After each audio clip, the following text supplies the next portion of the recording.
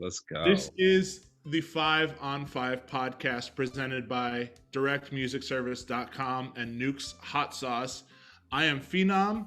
To my right down the street from me, Jupiter Williams. Boop, boop. Coming to you live from the desert, it's Quartz Lopez. Make some noise. Yes. And our special guest today, out east, this man needs no introduction. Wait a minute, he does it? Travis, tell him who it is. It's the motherfucking legend. It's Cosmo the legend. Baker. Let's go. Boop, boop, boop, boop, boop, boop, boop. What up? What's going Boom, boom, boom, boom. today? How are we doing, sir? We're happy to have you here. Oh, man, I'm glad to be here. Absolutely. Hell yeah. I got my guy here with me. Hold on. Coming up, buddy. Hold on. I got my guy right here. He's on the floor. Bootsy. Hey, I got my dog. Got the He's dog right here too. He's gonna make a cameo appearance at some point during this podcast. So, Here's my little cameo. hey, Might as well introduce him right off the top. there you go. Off the jump. Cosmo, it's a no-brainer to have you on the show as a man that knows all music at all times. Just your resume alone is uncomparable. Like there's nothing that anyone can do. It doesn't make sense. It's like his resume is like a Billboard Top 100. Yeah. Like, what are we looking at? What are we looking at here right now? Are we looking at Top 100 or Cosmo? Has performed alongside the music industry. Yes. Yeah, that's it. Period. The back, top to bottom. Cosmo, you've been there for every big moment, it seems, and we definitely want to talk to you about that today. What we do here every week, we compare two artists head to head, their top 5 songs as viewed most popular on Spotify. We go 5 rounds. It gets weird. Travis, what 2 artists are we comparing today? We're comparing The Roots versus N.E.R.D. Whoa! Really, Sick. really good. Yes, We're- sir. We're putting Cosmo in the hot seat from the jump. We're going 5 rounds today. Travis, start us off with round 1. All right, round 1, we have The Roots, You Got Me versus N.E.R.D. Lemon. Cosmo, we'll start with you first. Okay, all right. So full disclosure, before we go any further into this, I'm a Philadelphian. I'm a native Philadelphian. Mhm. I also am friends with the Roots. I've known them since before they were the Roots. They were the Square Roots. I don't even think they had the name the Square Roots actually when we became friends. This is back in the early '90s. Dang. So this full disclosure about that. So I don't want there to be any sort of bias in regards to this. Between You Got Me and Lemon, I might have to go Lemon. Whoa. Whoa! Never in a million years did I see that coming. No, I didn't either. Never in a million. I mean, I can. Do you want me to? Please. Oh, You're yeah. totally allowed to, yeah. All right. So You Got Me, arguably one of the Roots' biggest records, if not their biggest record. I believe they won a Grammy for it, right? Yes. It was a record that features Erykah Badu, obviously somebody who I love and I also know. It was also written by Jill Scott, Exactly. who is a friend of mine. I actually went to school with Jill. So I've known Jill since before she was a singer, right? I vividly remember this time in history, in Philadelphia history, because I was doing a Monday night party at this place called Fluid. It was me and Rich Medina. Eventually, Amir, Questlove, started a Saturday night party there at Fluid. They called that Tasty Treats. It was him and another friend of ours, Mike Nice. There was also a Thursday night party, which was called Platinum. That was the drum and bass night, right? And that was run by a guy named Diesel Boy, who's a pretty big name in the drum and bass world, right? So that was kind of my introduction into drum and bass. And I know that Amir has always talked about how he would go to London when they were touring, and then we'd go to, I believe, like the Jazz Cafe, and that was his first introduction to drum and bass. And so the very end of the song, which has the cool like halftime double thing, right? Yeah. So like it was a really cool nod to both his experiences on the road, but also what was happening back in Philly at the time. This is the late '90s. Mm-hmm. So an incredible record, incredible performances, both in front of the microphone and also behind the scenes writing it across the board. That said, being a huge N.E.R.D fan from jump, right? I loved how the fact that they were able to come back and drop Lemon, which came out in what, 2015? No, about 2018. 18. Okay, so even later, right? So considering the fact that that record came out almost 20 some years after their first debut, right? Mm-hmm. They not only knocked it out of the park on the sense of it was a jam, right? They also had Rihanna, right? But it was very much a song to me that was the N.E.R.D sound, but updated 15 plus years later and still sounding very fresh, right? So to me, it was more than just a return to form for them. It was them kind of like saying, hey, like, we're not just changing the game, but like we're ahead of the game again 15 years after the fact. Right. Mm-hmm. Mm-hmm. That and also, like, just from club playing perspective, like, you can't really play You Got Me in a club. That is true. That is true. There's a remix of You Got Me, which is about 96 BPMs, has a cool steel drum sample, and I think it's got Eve on it. You know, yeah. that you can play in the club. Mm-hmm. But anyway, so yeah. Dang. That's surprising. I mean, You guys heard it here first. DirectMusicService.com. 5on5 podcast. Yeah, you can find Lemon on directmusicservice.com. I bet you can. I bet you can find like a Scooter or Danny Diggs remix of it. Yeah, I'm sure. Neek. Yeah, Neek. I like the sentiment of the idea that this is like N.E.R.D's comeback record after like 20 years, which is kind of fucking crazy to think about. I'm ahead. I like them, but You Got Me is just a jam. I'm not playing Lemon in my car. Like, I'm playing You Got Me in my car. I just personally like that song better, so I'm going with that. All right. Colin. This sucks. I'm gonna go Lemon just because I play Lemon out all the time. I only play like that second half of it, obviously, because a lot of people get confused in the beginning because things are going real fast. But man, both are great fucking records. Yeah. I'm just gonna sway a little bit more towards Lemon. Yeah, I only play the Drake remix of Lemon. And Lemon has a good nod to the Nola bounce sound to it. That's why I love that song. Yeah. All right, round two. We're gonna go with the Roots, the Seed 2.0 versus actually hold on, pause. It was Lemon remix, so I'm gonna do a Lemon again. I'm gonna do a different Lemon one. again. You gotta go to we're gonna go with Rockstar. Whoa. Yeah. Now take it back to Lemon. That's fine. We'll go back. Oh, come on. Yeah, the Seed versus Rockstar. Ooh. Yo, that's a crazy matchup. That's sick. Hey, Neek, what you got, dude? Oh shit. Yo, that's too tough. This one's genuinely tough. The last one I was like, I like them both, but like, there's an easy one. This one is really hard. Like, this is probably my favorite N.E.R.D song with one of my favorite Root songs. This is how I found out about Cody Chestnut. And shout out. Yeah, shout out Cody Chestnut, the coolest dude. I'm going with nostalgia. They're both nostalgic. Damn, I can't. I'm going with the Roots, man. I'm gonna go with the Roots, and I still really like the Rockstar.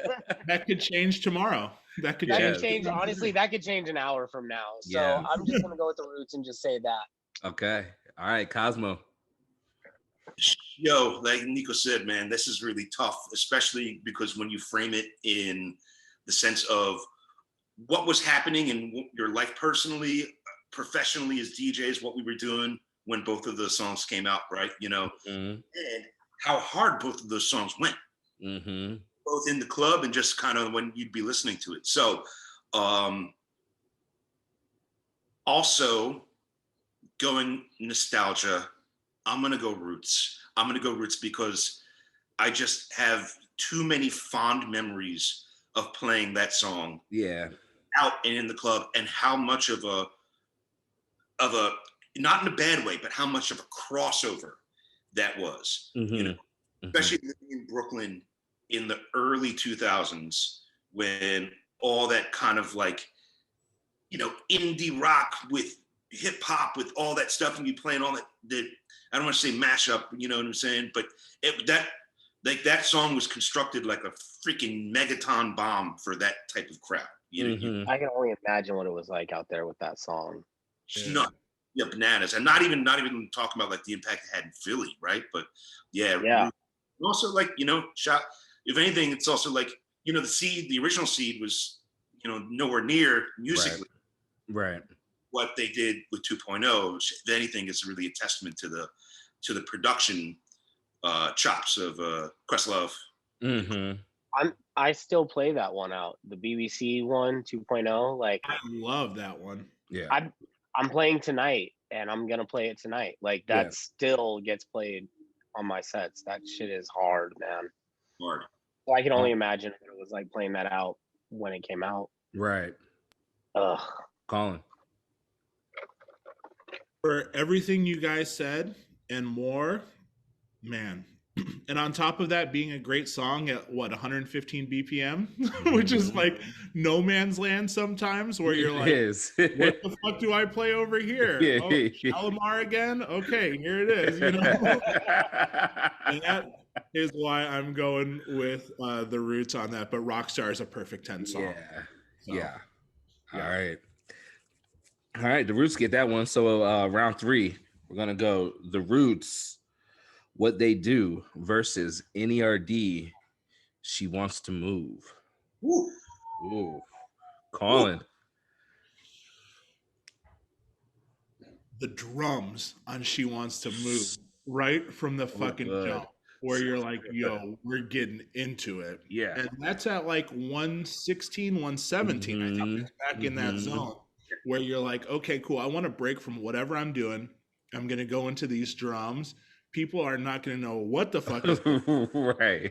And we're just going to crank this energy up to what would be like 130 BPM energy that you're getting that off of a 117 or whatever. I'm going N.E.R.D. And the DFA remix is fucking sensational as well. Anything DFA, man, for real. Anything. Neek, what you got? Oh, dude, I love both of these songs so much. Again, another song that I'm gonna play out tonight. Like, I'm going to play She Wants to Move, but this Roots track is like, this is like classic to me. Like, when you, like, if I were to make a playlist for an alien that's never heard hip hop music, this is on that playlist. Okay. Like, this is what hip hop sounds like at its peak. Like, this is what, to me, that is a peak example of what hip hop is sonically. But this N.E.R.D song is one of their best, and it is just an automatic hitter. I'm gonna go with N.E.R.D. Everything is reluctant in this battle. I hate it. I'm reluctant to all of these. I feel the tension come from everybody, bro. You know what I'm saying? It's like these choices are difficult. Yeah. And also well thought out. It's my turn, right? Yeah. It is. All right. Okay. Again, what they do. Incredible Roots song. Also, you know, it may be kind of like heavy-handed now when you think about kind of the content and the message of it. Like, you know, don't be a baller, don't be a player, blah blah. That's blah blah blah. You know, but like at the time it came out, which was what, 97. Yeah, just about 97, 98. Yeah. Maybe. You know, there definitely was a rift in, you know, hip hop camps, right?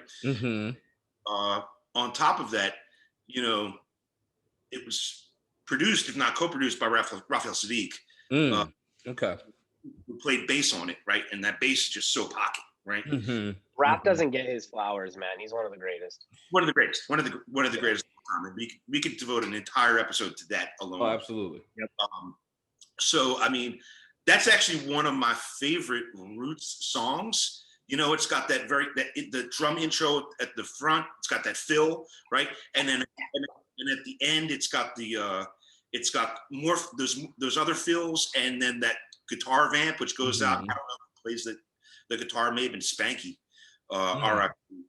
But so yeah, one of my favorite Roots songs. That said, N.E.R.D. Ooh. Wow. Now, again, the rationale behind that is, from a club perspective, I would probably play that more than I would play What They Do. You know, What They Do would probably be like first hour, last hour type of thing, vibe out, right? But but She Wants to Move still goes to this day.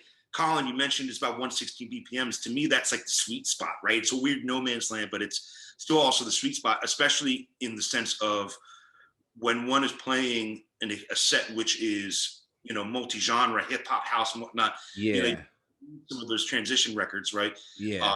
And like was always one of those records that was like, all right, cool. Like you can jump from hip hop to house within 30 minutes, but you need like 2 or 3 of those records, right?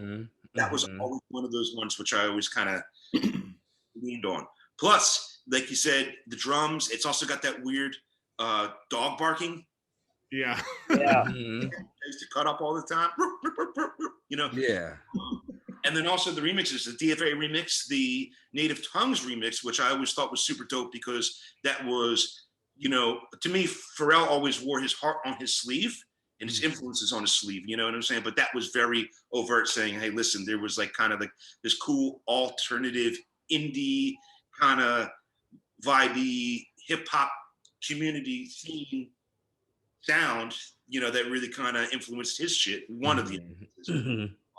But then also, I mean, the one I always would play would be the Beanie Man remix. Oh yeah. Yeah.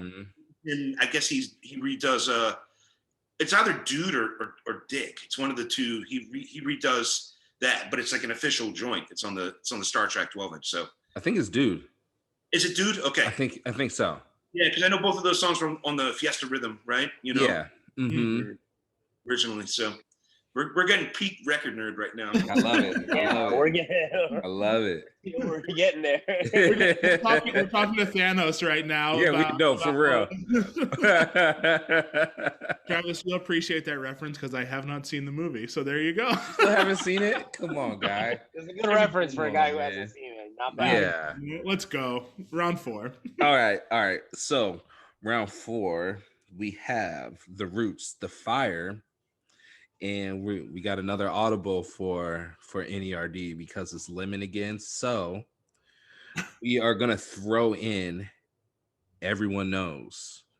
Woo! Cosmo. All right. Everyone knows. All the girls standing in the line for the bathroom. And then that bass line, boom, boom, boom, yeah. Which is so dope because, you know, growing up in the 90s listening to hip hop, you know, like that upright bass was something that always kind of like, you hear that, just my ears perk up, right? You know, yeah. You know, Double X Posse, Juicing on the Ledge, you know what I'm saying? All them jokes. So when they flipped that, right, that was like, damn, but they flipped it also. I mean, that song is like 120. Yeah. It's fast. It's damn near a house song. Yeah. Right. And it was dope that they did that. Also, again, to me, the bass line, that's Pharrell kind of wearing his hip hop influence on the sleeve, right? You know, there's a really dope remix of it that I actually ended up playing a lot more than the original. It's the Sammy Bananas remix. Oh, okay. Yeah. Okay, yeah. Yeah, he's always had a really dope knack of like taking something which was like a really dope record and just fixing a little here, fixing a little there, over the top. You know what I'm saying? That with like some Miguel records, some other joints. You know, like he's had a dope remix / edit that I would always play. And, you know, especially would have that, all the girls standing on the line for the bathroom a cappella. Right. So such a dope record, such a dope track. That said, I'm going to go Fire by The Roots. I love the misdirection. Always, boom, flip it on its head. I love that. And whereas that was a nutmeg. That's it. Just try to keep it provocative, bro. You know what I'm saying? So like, yeah.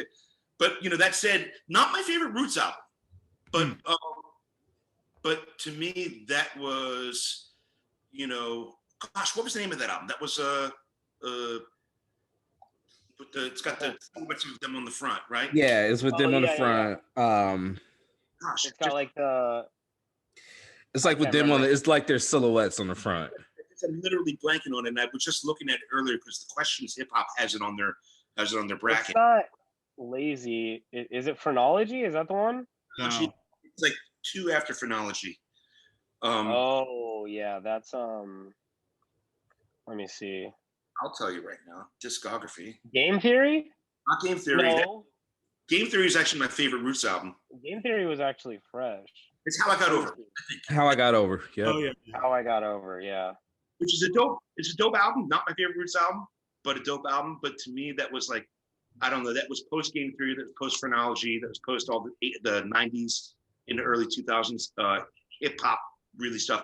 And like that album really was like, this is our very unique sound in a matured way. You know what I'm saying? Because this is them, you know, what, 15 plus years in the game, 20 years in the game. It's kind of cool. It was really kind of like a stepping into their sound as a maturity of their sound, kind of as outplacement, you know? Yeah, you know what's funny is I never really, like, I remember when this came out and I gave it a very brief listen. But I was stoked on some of the names because it's like Blue, always excited to see Dice Raw, but that just comes with them. And like, yeah, there's some like newer names on here. Well, for the time, like Fonte was on here, which is kind of crazy. Okay. That album back. I haven't given that album enough attention. Yeah, I'm probably gonna give that another listen today because I saw Web 2020 on there, and I feel like I really like that song, and I like right now I'm not really thinking of what it sounds like. I'm gonna go N.E.R.D. Okay. The remix with Ye. Yeah. And Pusha. Pusha just really giving us those Pusha verses, man. Those straight cocaine verses for a straight cocaine song. But the remix sounds so much different. Bum, bum, bum. It's like so much different. I think it's even faster. I think that's at like 133, 135. Yeah. It's real faster. No Man's Land. Yeah. That's like you're doing like things. You're heading towards. That's like so Death Bass All-Star land. Yeah. Right there. Yeah, that's like even house heads are like, yo, that's kind of fast. Yeah. Well, that's B More. That's B More. That's fast. Yeah, that's like breaking shit. That's way up Jersey. There. That's Jersey. Yeah, about Jersey. Yep. Yeah. That's Jersey land. Or you're playing EDM trap. One of the two. Like you're heading towards that. Yeah, I'm going with N.E.R.D on that one. I actually went to that tour that came through Bloomington, Indiana, and yeah, they're great. Well, was that for the Glow in the Dark tour? Whatever that album was. Oh, okay. I don't think that was Glow in the Dark. That was later. Later. Okay. Glow in the Dark. I saw this one at Life is Beautiful here in Vegas. For that tour. Okay. It was sick. I'm going with N.E.R.D on this one. That song is just sick. And it's like, it's perfect for DJs. Like you said, the acapella. It's like a sing along. It's a twofer for me. Like it's a song that I'll play out and I'll play in my car. Like, it's a song I don't mind listening to in my spare time. A lot of songs I play out. Sometimes I'm like, yeah, that's the only time I listen to it. You know. Yeah. But no, this is definitely something that I would listen to in my spare time and play out and enjoy. So I'm in. Cool. Wait, let me ask before we get into 5. Cosmo, when's the first time you met Pharrell? Oh, I'm the first time would be one time. But Sure. the club that I was talking about earlier, that I would do my weekly on Monday night, the Remedy. This is early 2000, so maybe it's got like 2001, 2002. No, it's like 2000 and 2001, right? And he was in town for the Sprite Liquid Mix Tour, which was one of those big festivals, big touring festivals. It was N.E.R.D, Jay-Z, but it was also Jay-Z around, I think it was around, it was, I don't necessarily know if it was post Blueprint, because I know that, anyway, so it was Jay-Z, N.E.R.D, like 311, Stank, you know what I'm saying? So it was like one of those kind of tours, right? And the classics. Just the heavy hitters. You know, for a Monday night, and my man Nino, who I was friends with, but also was involved with skating, and I think he was a team manager for a skating brand, which I can't remember at this time. He brought Pharrell to the club, right? And I remember meeting him, and it was like, this was also kind of pre-Neptune's huge explosion, right? They had N.E.R.D. He had a bunch of Neptune's joints, right? Even back then in Philly, you couldn't get away with playing a lot of Neptune's records because so many of them sounded like they were coming from outer space, sonically wise, right? You know, but I was super stoked on meeting him, and he was the nicest fucking guy in the world. Like, you know, I was meeting him, and I'm like, yo, you're Pharrell, and he was like, yo, I want to, like, you know, tell me about you, and I want to listen to you DJ, and I'm like, all right, that's what's up, right? You know. It was so dope because, like, I remember as he was leaving, you know, there was a stairway that you had to walk down at the opposite end of the dance floor to leave. And I was DJing.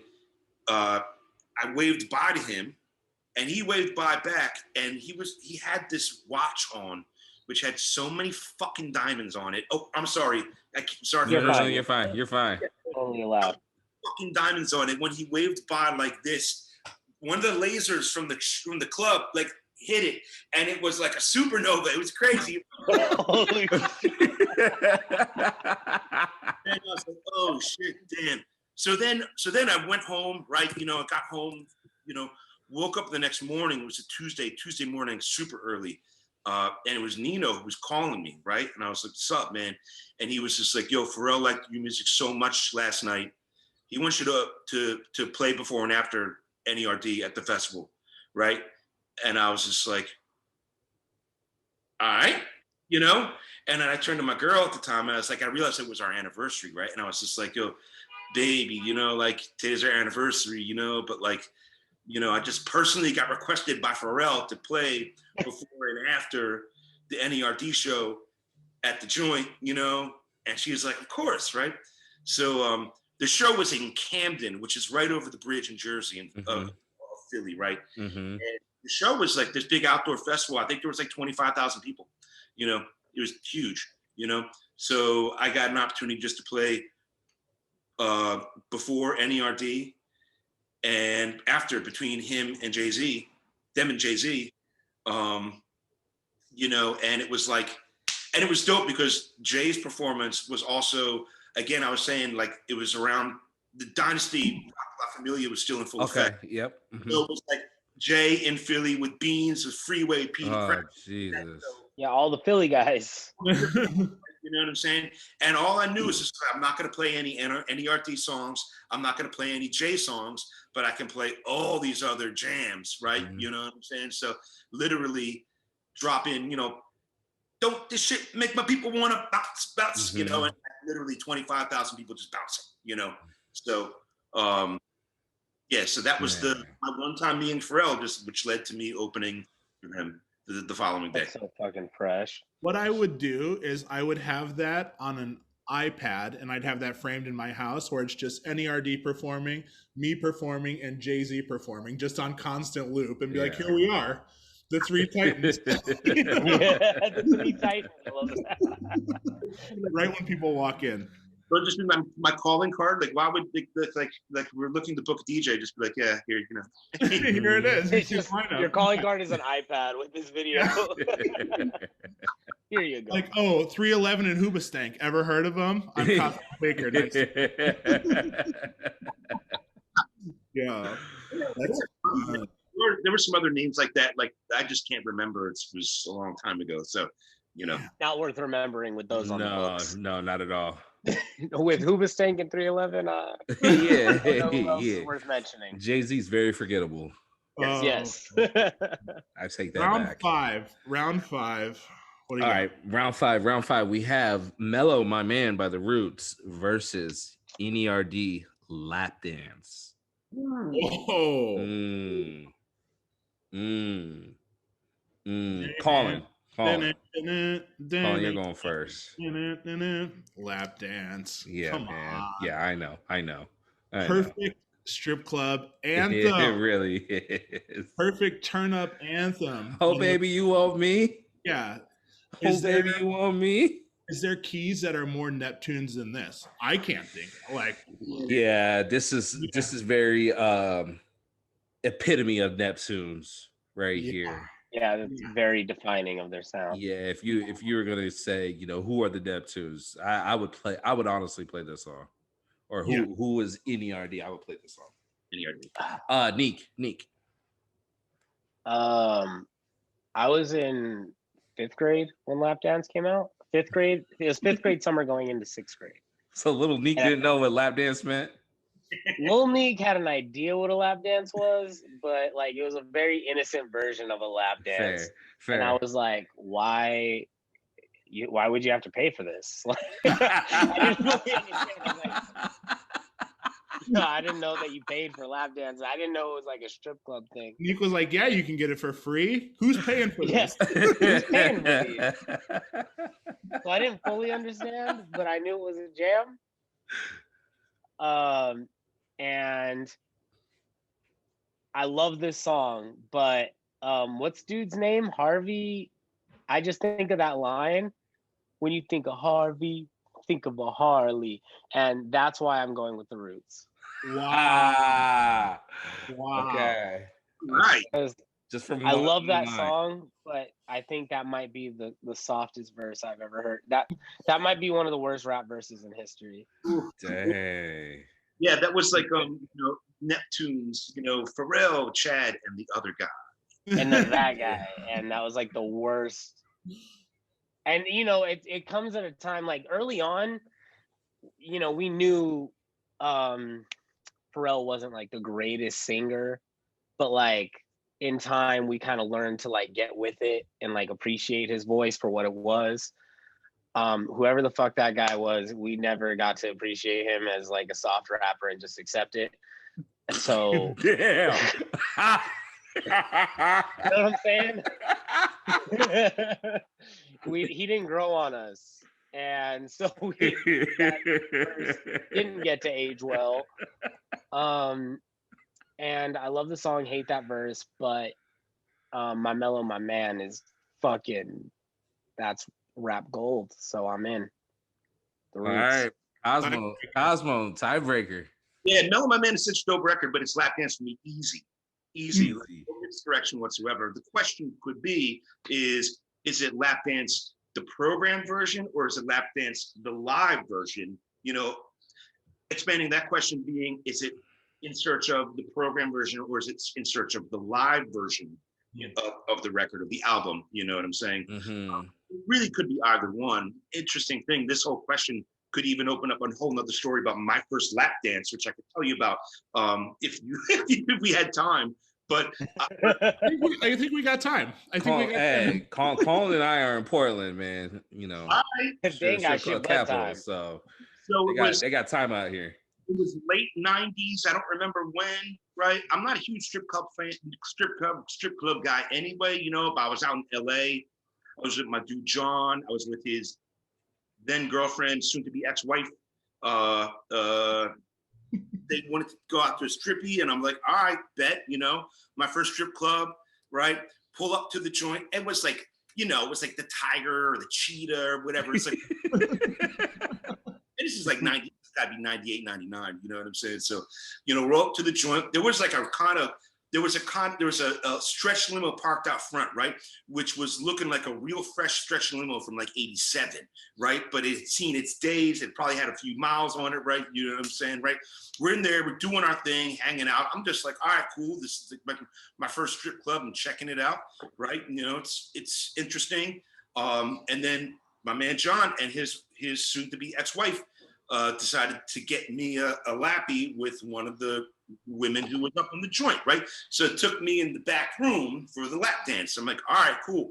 I'm a babe in the woods. I'm a young boy. I don't know nothing about nothing. I know nothing about nothing. You know, I don't know how any of this works. And don't worry, for anybody who's watching this, mom, you know, like this is a PG-13 story. All right. So hey, shout out to Cosmo Baker's mom, because you know, shout out Mrs. Baker. If she's watching this, then our podcast is to a different level. So let's go.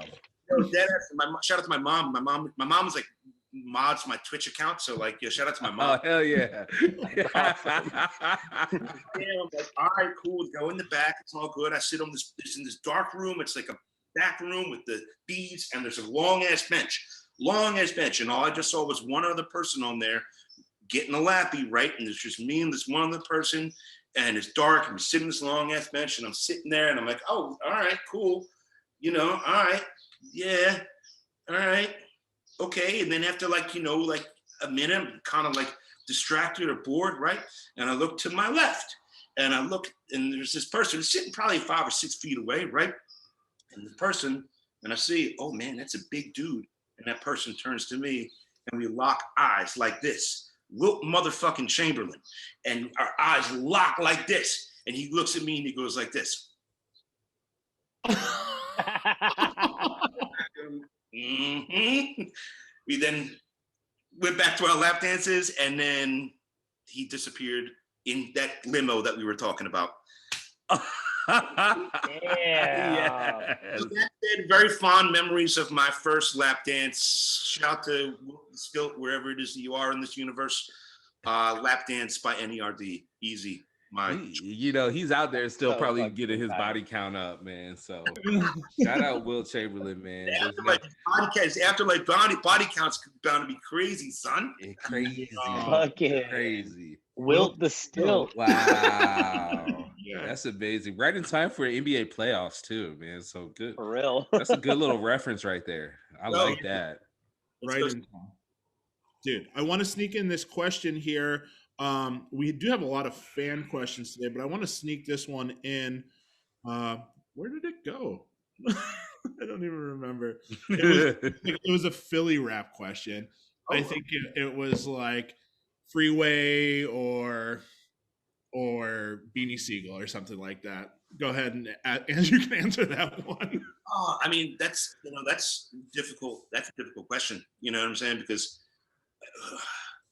I mean, they both have their own thing, their own unique thing, right? You know what I'm saying? I probably would say that at this point in my life, I've probably listened to Freeway records more than Beans, you know?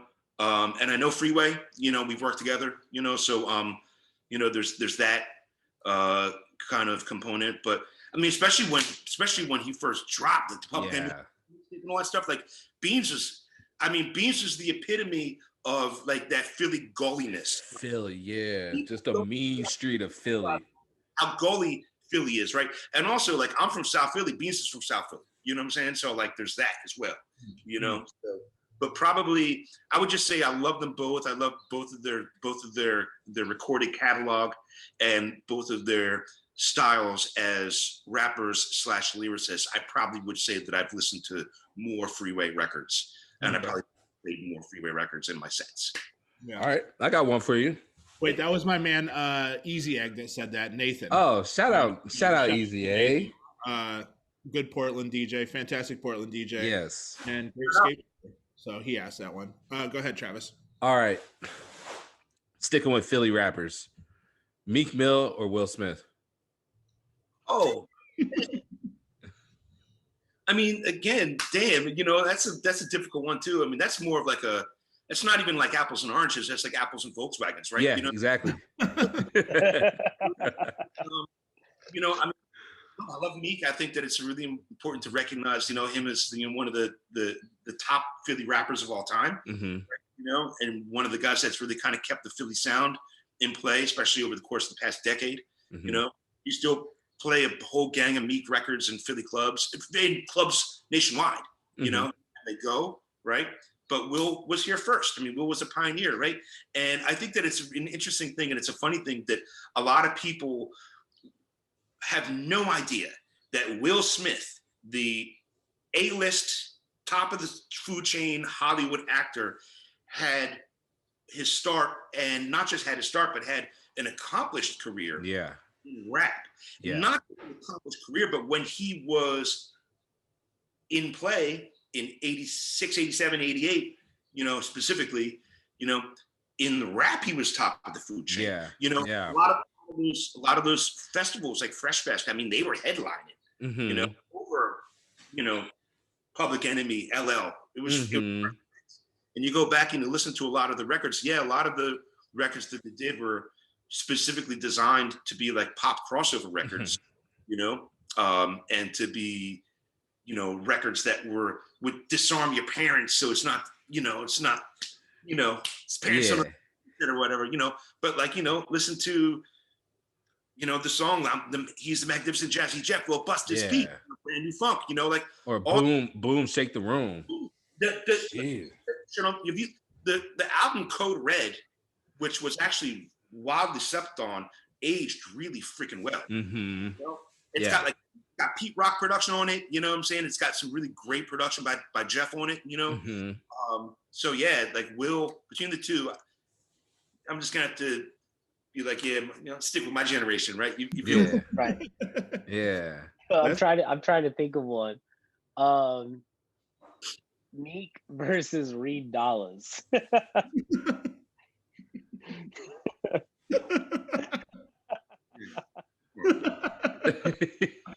or Reed Dollaz versus G Wiz. Oh man, I mean, like, let's just be like, versus Meek versus like Matt Ox or something like that. I'm just like, I'm trying to go deep in my Philly rapper bag right now. Well, honestly, Philly's such a. It's still to this day, Philly's such a deep market when it comes to rappers. Yeah. I have, even if I were to even try, it would be so difficult to keep up with so much of what's happening. Right. In my opinion, it's definitely Dallas Donuts, one of the rap epicenters of the nation, along with places like, Nashville, Chicago, LA, of course, so yeah, I don't know. Philly's just like, in general, a music epicenter. I don't think, maybe I feel like a lot of people forget. I don't feel like people forget how much music really comes out of Philly outside of rap. Like, well, it's kind of easy to forget because it's so close to New York, right? So I think they tie everything in together when it comes to that. That's always been an issue, especially with touring, and then with like specifically with like marketing budgets, right? Like, you have these giant nationwide marketing budgets, and Philly, because of the proximity to New York, I mean, it's under 100 miles away. It's less than 2 hours away. That like whenever the companies would do any sort of like giant marketing spend, Philly would always fall in the New York shit, right? We get asked out. We get left out like a stepchild, right, in the rain. You know what I'm saying? Yeah. But like, people, often forget the fact that, I mean, we're a huge city. We're the 5th largest city in the United States, if not the, it's New York, LA, Chicago. It used to be Philly, but now it's New York, LA, Chicago, Houston, and then Philly and Phoenix are going back and forth. But like Houston and Phoenix are like, they're not cities in the sense of like Philly's a city, New York's a city, Chicago's Yeah. Anyway, Philly's a wonderful place. I'm happy to be in Philadelphia. Hell yeah. We're going to take you into the lightning round here. I'm going to throw a bunch of names your way, and you're going to say a this or a that. You can choose how much or how little you want to say on them, and you can only keep one from each round. So let's start with this. Das FX or Fushnikins? Woo. Mm. Das effects. Okay. Da Baby or Lil Baby? Although I do have a chip through a dub plate. Oh yeah. Ring the alarm. Da Baby. Okay. Diddy or Rick Ross? I mean, Diddy. Rick Ross, I like his music, solo music better, you know? I like Ross better than Diddy's solo records, but Diddy, I mean, you know, he changed. Right. Aerosmith or Bon Jovi? I don't give a fuck about either of them. Correct answer. There's actually a third, and that's probably it. gonna go with Bon Jovi, huh? Because of the Philly connection, just cause. I got no on default. Well, first of all, that's Jersey, so that's like saying. Oh yeah, that is Jersey. What was I thinking about? No, they had. Doesn't he own the Philly? He owns. Yes, he did own the Philly, like the Philly lacrosse team or something. That, yeah, something like that, or the arena football team or something. Yeah. Okay, that's what I thought. But that's also like, you know, I'm gonna play some E40 for my LA fans. You know what I'm saying? Yeah, Right, yeah, like it's not quite right. Honestly, Borderline offensive. When you think of Philly, think of Bon Jovi. Says no one ever. That's actually Cosmo. Make that your new merch with Cosmo Baker logo on the back. Tribe or Far Side? Tribe or Far Side? Tribe. Okay. Which is not. I love Far Side. I love Far Side from jump, and like growing up as a kid. Whenever I would listen to Far Side, I would think, "Damn, LA seems like the coolest place in the world. I want to live there one day." You know what I mean? But you know what I mean? Yeah. Shalimar or Kool and the Gang? Oh, Shalimar, man. You know, well, damn. Okay, that's.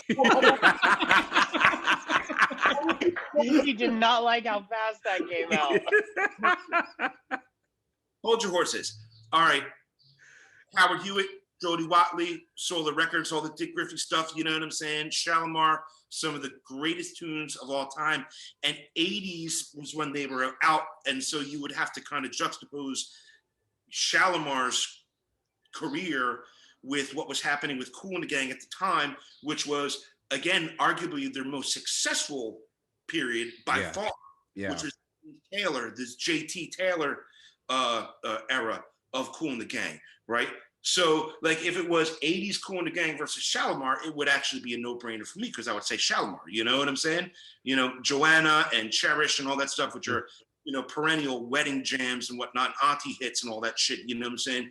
Jams, right? But then, you got the entire 70s catalog of Kool and the Gang, which is untouchable. It's just untouchable as a band.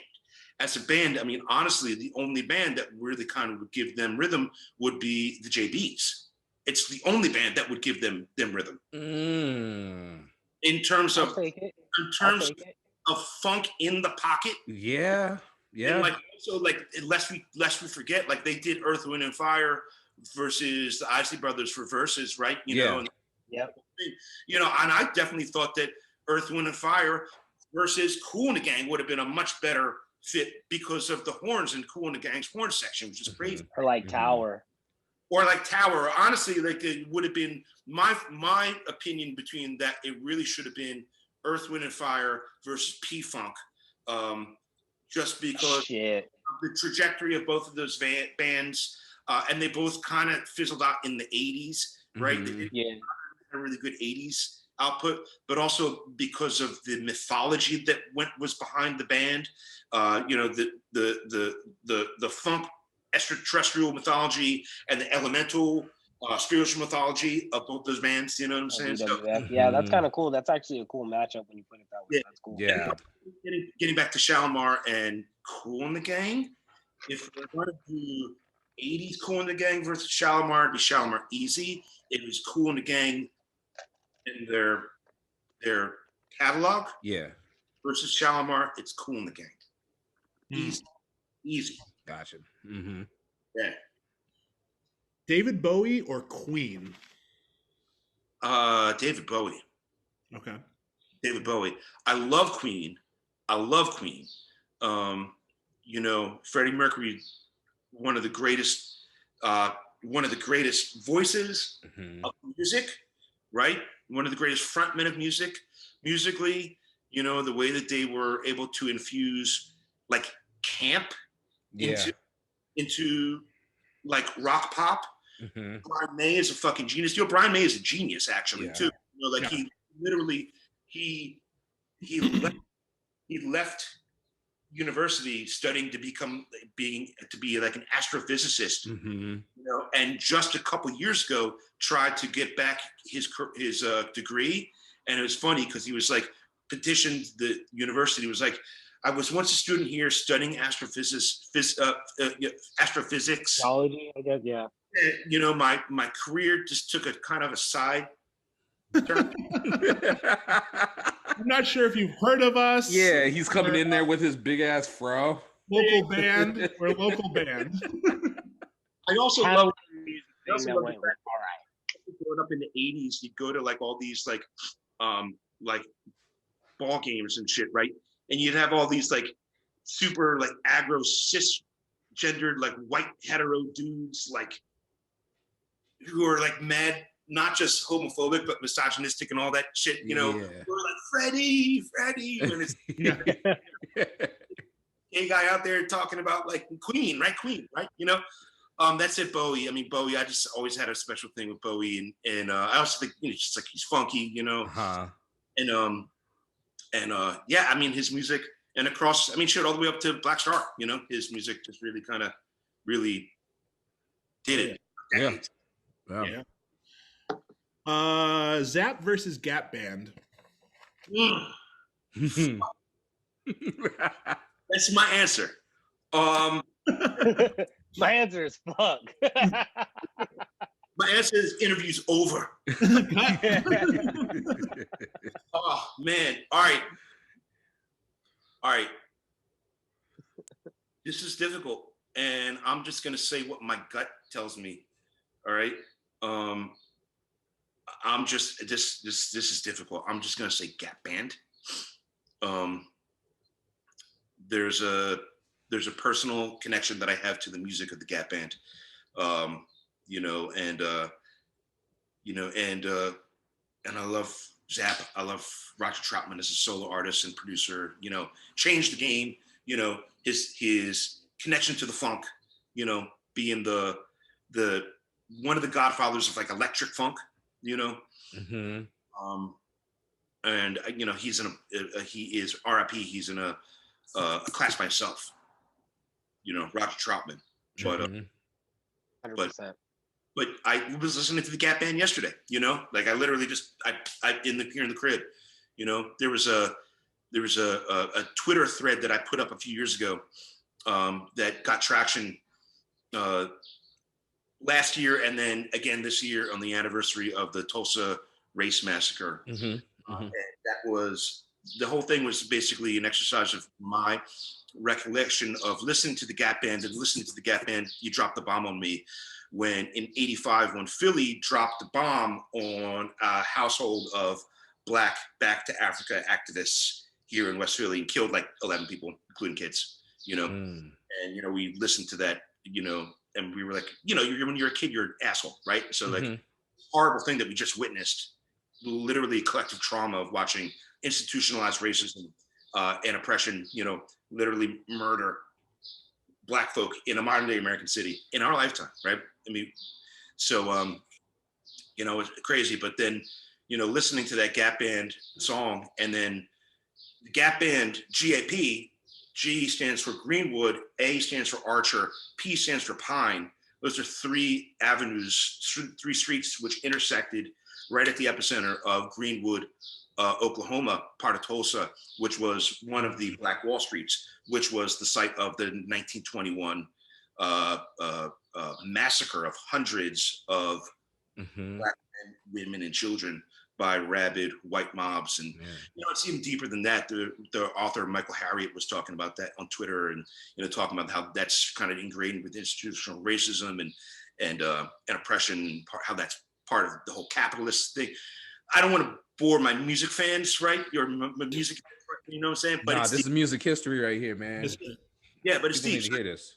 Gap Band got their name. Got it from the intersection, the Greenwood Street, Archer Avenue, and Pine Avenue, you know, in Greenwood, Oklahoma. So so Gap Band, man, I love them. I love them very much. And Uncle Charlie Wilson, Shabba-doo-doo-doo-doo.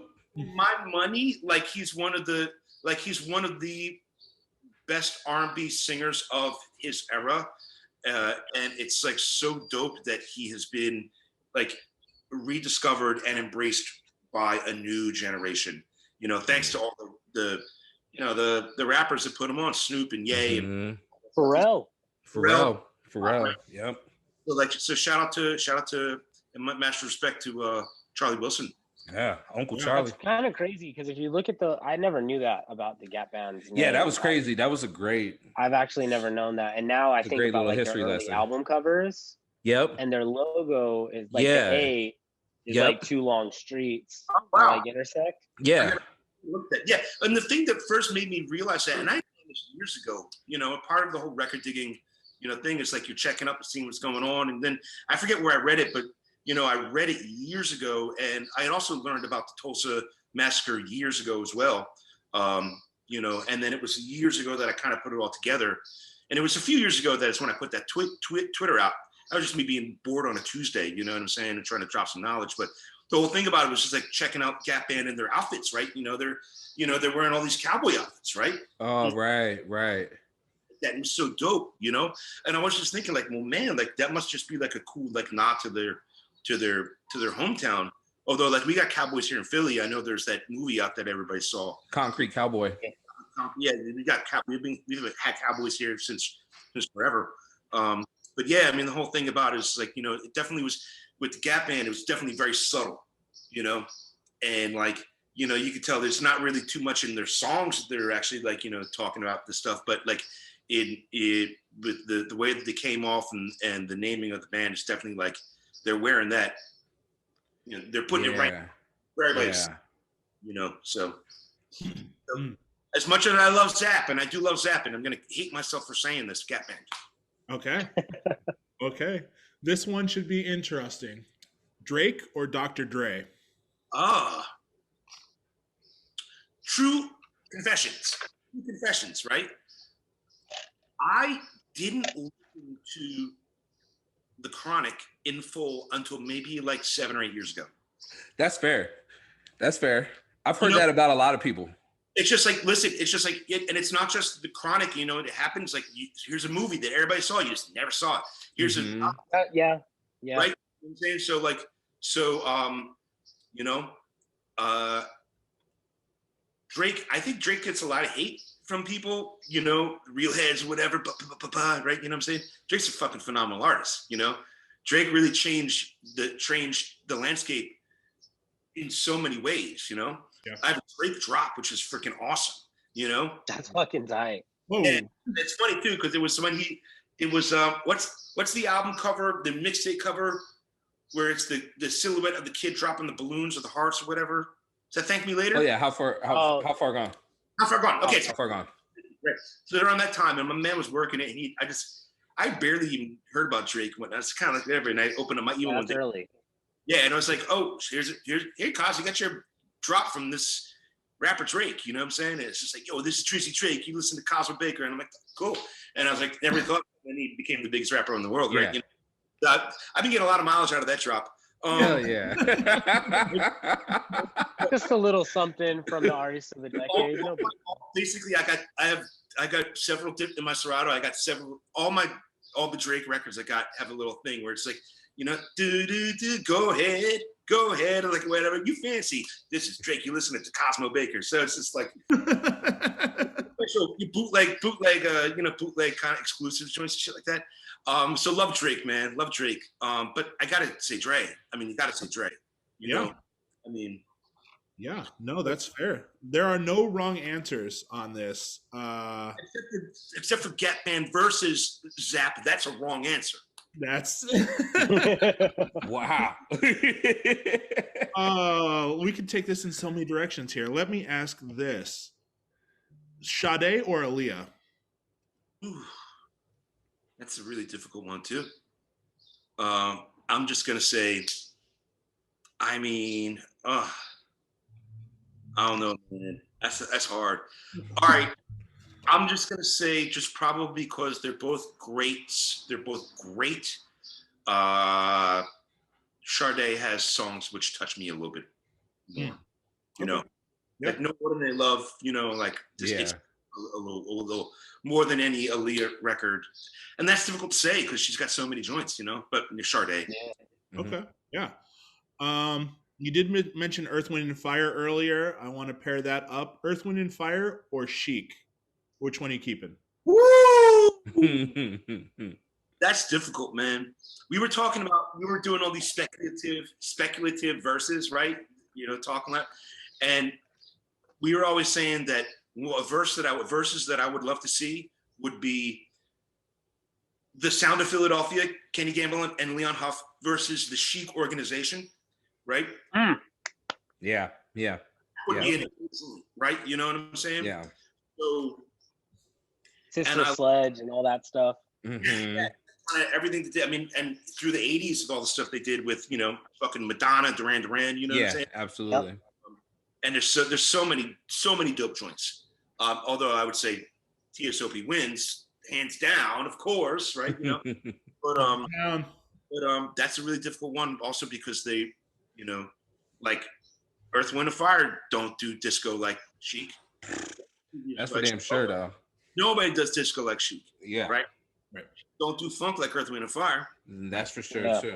You know what I'm saying? So that's a difficult one, man. You know, I might have to say that like everybody wins on that one. Everyone wins. I like that. Because you are Cosmo Baker, we will allow that. Yeah. We will allow it. You're the only person in the history of the lightning round that will ever get the pass. Yeah. When everybody wins. You get it. All right. If you're really pressing me, just because I'm feeling disco-y today, I'll say like Chic. All right. You know what I'm saying? Right. And also, you know, I play a lot of disco as well, but you know, catch tomorrow and the answer will be different. So everybody still wins. Hey, sure. You guys realize he got us out of a real tough spot, right? You really do. Because watch us have like Clark Kent on, and we're like, yeah, Clark, you can't say that. Cosmo already said it. Yeah, Cosmo got the one. Sorry, Clark. Cosmo, you really saved us with that. Cosmo got the one. So, this is interesting. Beatles or Beach Boys? I don't really have a vested interest in either, right? I mean, I think they're both amazing. I think they're both incredible. I grew up listening to. I should say I grew up to more Beatles being played in the house than Beach Boys, and a lot of the early Beach Boys stuff, which also a lot of the early Beatles stuff, kind of like, you know, it's poppy. It's not really my kind of cup of tea, right? You know what I mean? I mean, as a producer, you know, Macca and Lennon were not producing. That was George Martin, you know, and Brian Wilson as a producer. The shit that he was doing, you know what I'm saying? Right. Yeah. Basically, I think my mom's told me the story because she's told me the story of like the first time she heard Sgt. Pepper's, first time she heard Pet Sounds, all this stuff, blah, blah, blah, right? You know, if I remember correctly, it was Brian Wilson who heard Revolver that said, I'm going to make Pet Sounds, which then made the Beatles listen to Pet Sounds and say, holy shit, which made them say, we're going to make Sgt. Pepper's. I believe it came in that. You know, which was like I want to say it might have been the White Album that came after Pet Sounds, because Back in the USSR is a Beach Boys song. But yes, it's one of those two things. It's kind of akin to the story, which was, I believe the story is that Dre heard Low End Theory and said, holy shit, and he made The Chronic, and then Tribe heard The Chronic and said, holy shit, and made Midnight Marauders. So exactly, it's kind of one of those things, right? You know what I'm saying? That said, probably there are more Beatles joints which I will jam to, right? But the Beach Boys joints which I jam to hard, like the shit on Smile and Smiley Smile joint. There's later shit. There's like Dennis Wilson joints which are ill.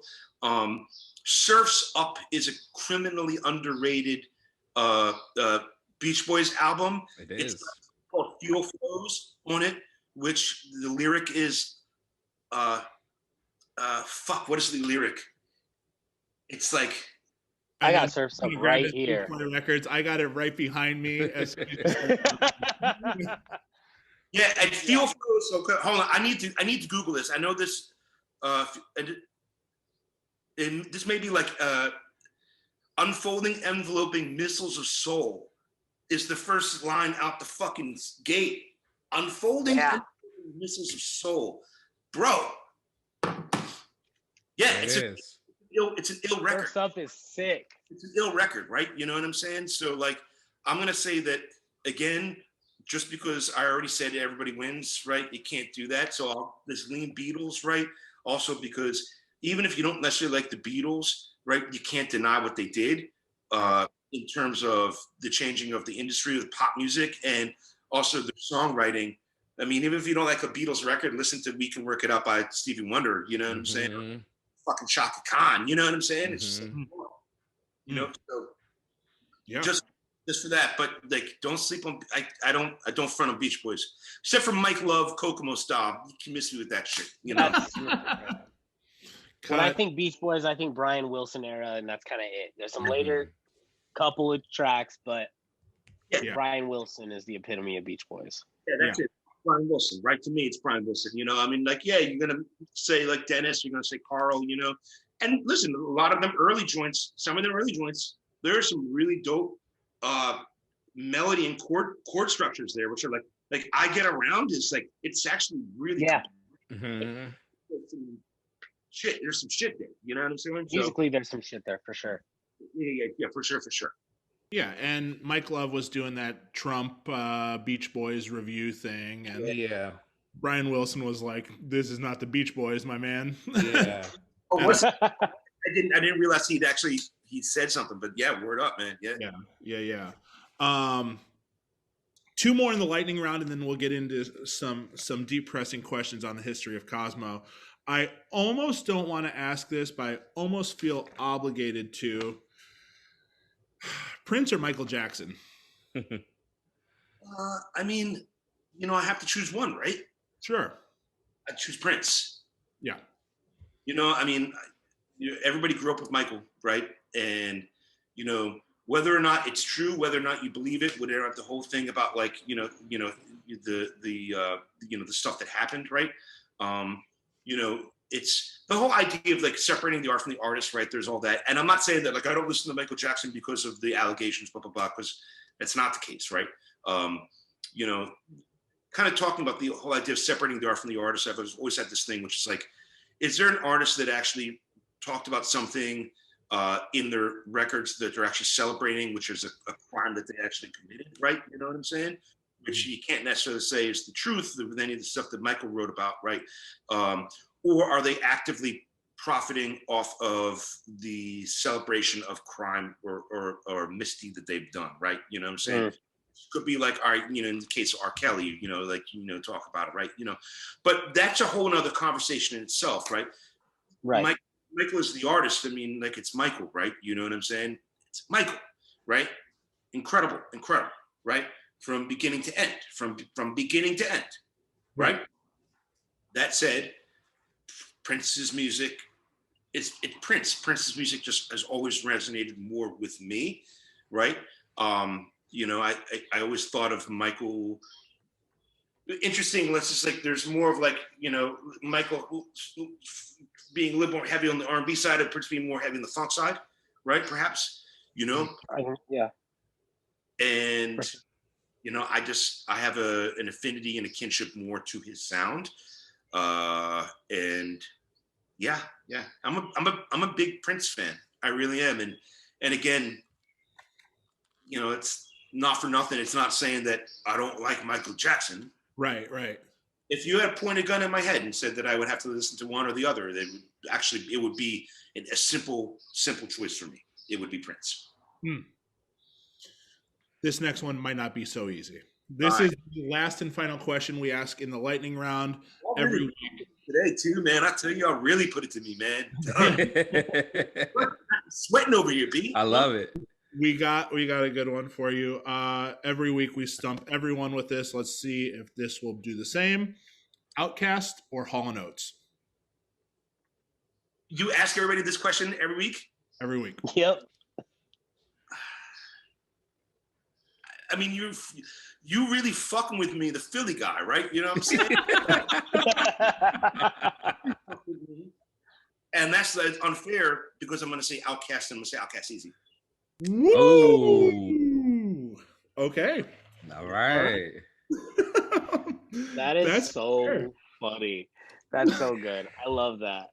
All right, I'm going to get to a couple questions real quick. And also, Yeah. like, shout out to all my fellow little Philadelphians. I hope I didn't lose my pass for that shit, man. When Cosmo Everybody's Baker like, says, "I hope I don't lose my pass," that's how you know he's in the weeds. That's Yeah. how Somebody gonna come for him on YouTube, man. So. Yeah. YouTube comments. With the little mirrors inside and shit, right? You know what I'm saying? Rough boy, tell you shit. Go ahead, Chad. All right, Cosmo. So we're building our DJ cinematic universe, bio cinematic universe. Okay, so who's playing Cosmo in this DJ biopic cinematic universe? It could be anybody dead or alive. Are we talking about an actor, or are we talking about like what's the superhero in the? Anybody. It has could to be an a actor playing you, and it could be a musician turned actor. Yeah. Man, oof! That's a stumper. That's a stumper. Who is playing me in the biopic in the Marvel Cinematic DJ universe? Yes. Who is a real person? Who is No pressure. No pressure. No pressure.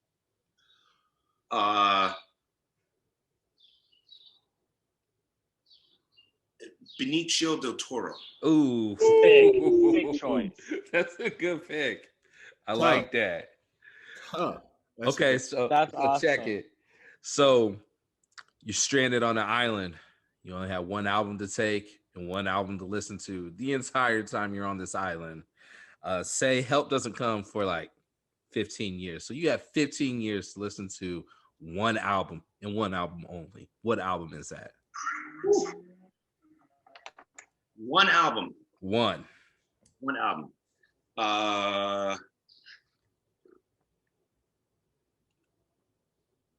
John Coltrane of Love Supreme. Whoa. Heck. Yes. Yep. Yes. Yes. 15 Absolutely. years of that. There you go. I like it. Absolutely. Short album, but like, fuck it. Yeah, fuck it. That's a cool guy's pick for sure. Yeah, exactly. Cool guys. Exactly. Genre, cool guys. That's a cool guy's pick. I have so many questions I want to ask on the history of Cosmo and how you've gotten to where you are. Let's kind of unpack from the beginning here. How did you meet the Roots? So there was Philly's kind of it's a really big small city, right? Mm-hmm. You know, or it's a really big it's the biggest little city in the world, or the littlest, you know what I'm saying, right? Mm-hmm. So just kind of, especially in the early 90s when you know, hip hop was kind of this culture that was permeating specifically in like the downtown, right? You know, I was really kind of super involved and be out, and shout out to my mom for just kind of giving me the you know, the leeway to kind of go out and find my own road, right? You know, it was also like I was a graffiti writer before I was involved with music. I was a skateboarder before I was involved with music, right? So, you know, going out, kind of being out in the city was always like kind of like a no-brainer to me, right?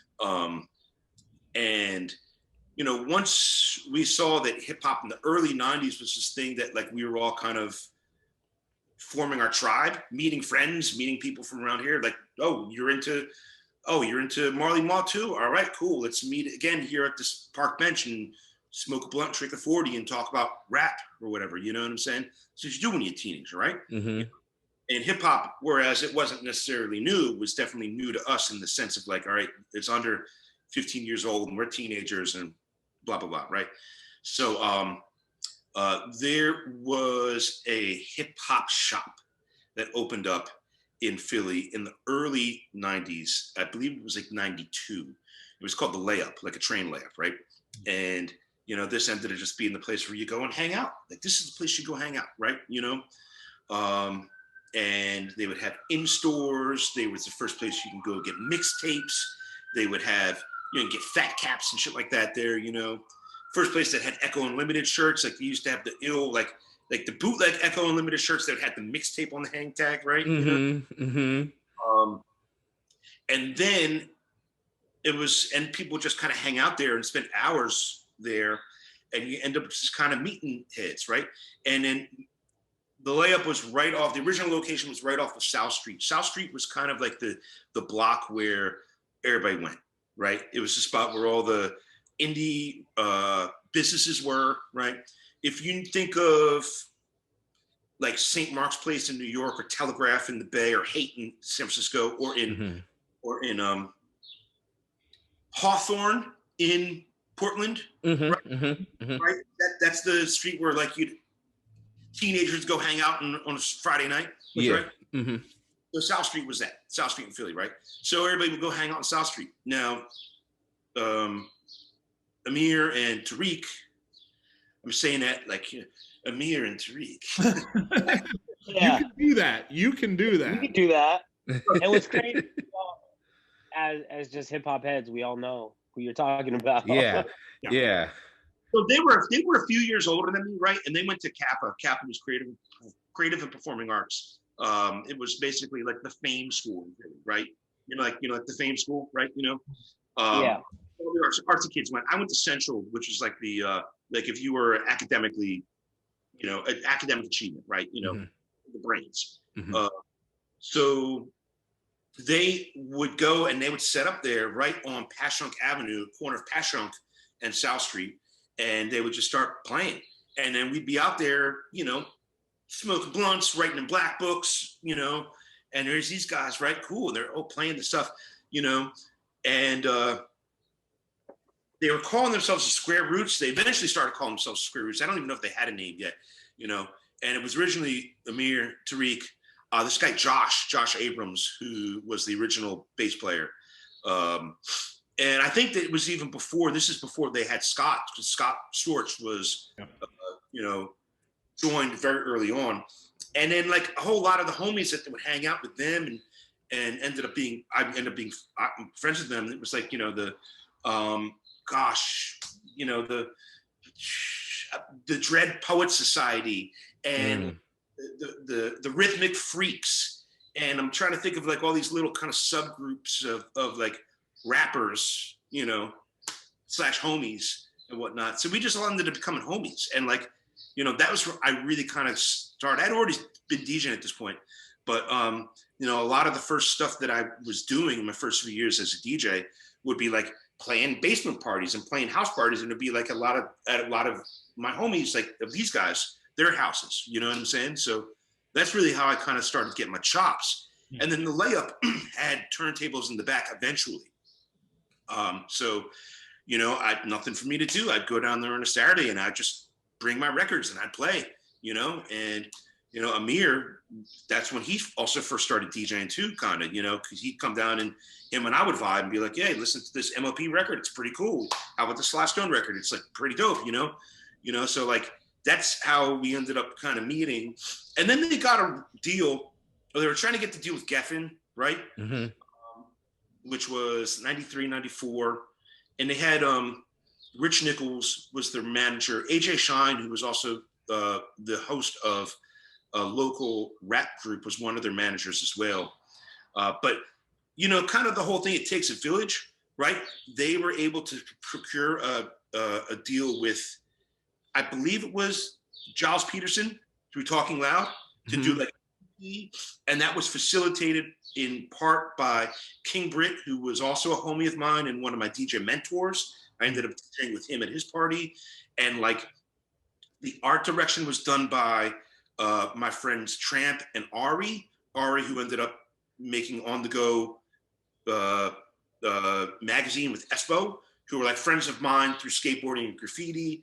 And then Tramp was the guy who did also some of the art direction. He was one of the co-owners of the Layup and he ended up doing like that cartoon that was on MTV Channel Zero and then Source and all that stuff, you know. And Posey Tolbert, who RIP, who was an old friend of mine from back in the skateboarding days. He was the photographer. So it was like everybody was kind of involved in the whole, like it takes a village to help kind of make it all happen, right? You know what I'm saying? And, you know, not for nothing, not taking away from like what Rich did and what AJ did and what like the Roots themselves did, but like, everybody kind of knew that this was something that when they were coming out with that first record, Do You Want More, and they had released Organics already independently, but coming out with Do You Want More, that was like the Philly hip hop scene, at least with us, really had arrived. You know what I'm saying? Like this weird kind of cool indie hip hop jazzy kids from downtown that would like be smoking blunts and, you know, like, you know, talking about 5% doctrine and all sorts of stuff like that, you know. And that's really very much like my genesis and my epicenter of where it is that I started and I came from, you know.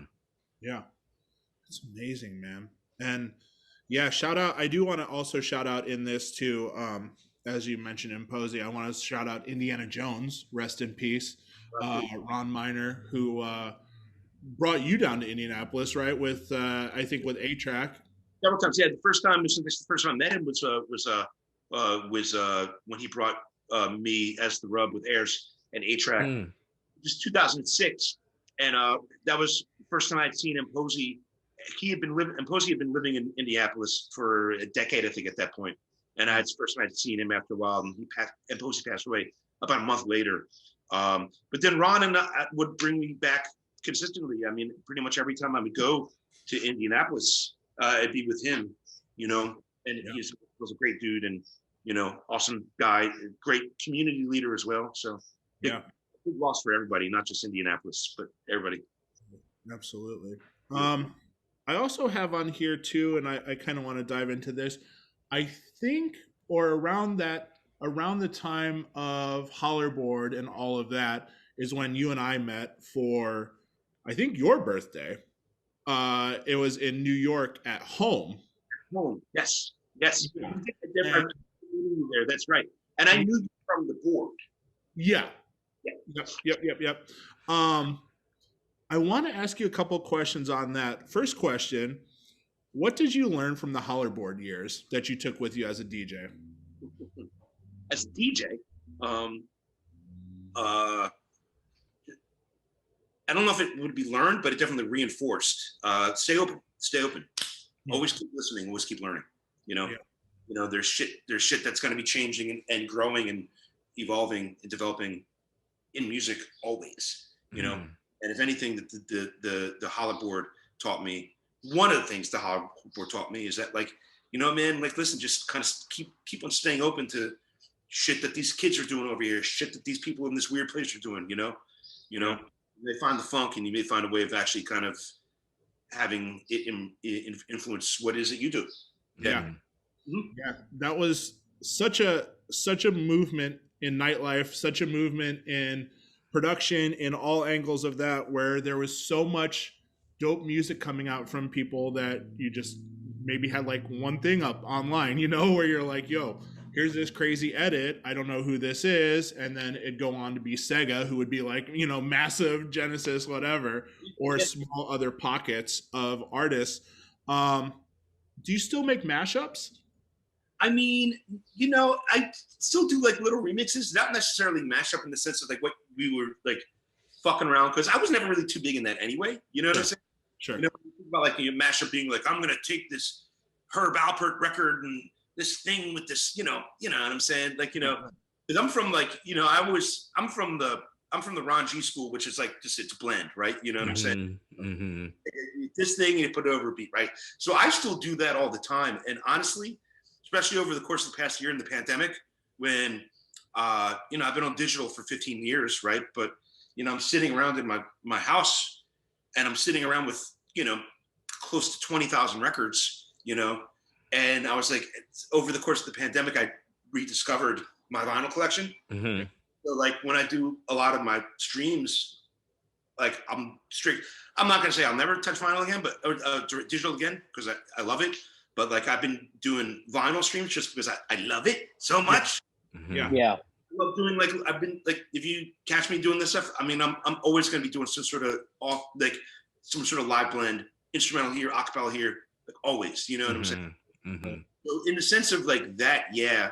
In terms of production, I mean not necessarily like remixes here and there, of course, you know, but you know, kind of going back to the idea of like, you know, true, you know, of what one may consider like mashup. Yeah, just blending, man. Like I'm a blending maniac. I love my blends, man. God, give my blends. Same. I want to touch on how did the Ed Banger and DJ N.E.R.D era of blog house music, how did that affect you and what you were doing? Oh man, that affected us like because it really was. All right, so like when that was really big, you know, we were still touring as the Rub and touring pretty extensively. At least Ayers and I, as the two members who would be representative of the Rub, and really the guys who were kind of embracing that sound. And Mehdi, maybe more so than the rest of the other Ed Banger dudes, definitely was somebody who I really felt as if was rooted in the funk. And Mehdi was at my birthday party. Yep. At home. I don't remember. You know, I remember him That's and crazy. him and A-Track. They brought me a whole bunch of balloons. Cosmo, it's your birthday, right? You know what I'm saying? Yeah. But you know, one thing that really kind of I think impacted was that you had kind of these harder and these aggressive sounds that really were, but not abrasive, that you could kind of find the funk in, right? You know, that really kind of started being accessible to dance floors, right? Yeah. So, you know, I grew up in Philly, so when I think of dance, I think of house music, you know what I'm saying? Mm-hmm. You know, deep house or like, you know, Vogue house, which is, you know, kind of where you know, that's what I learned.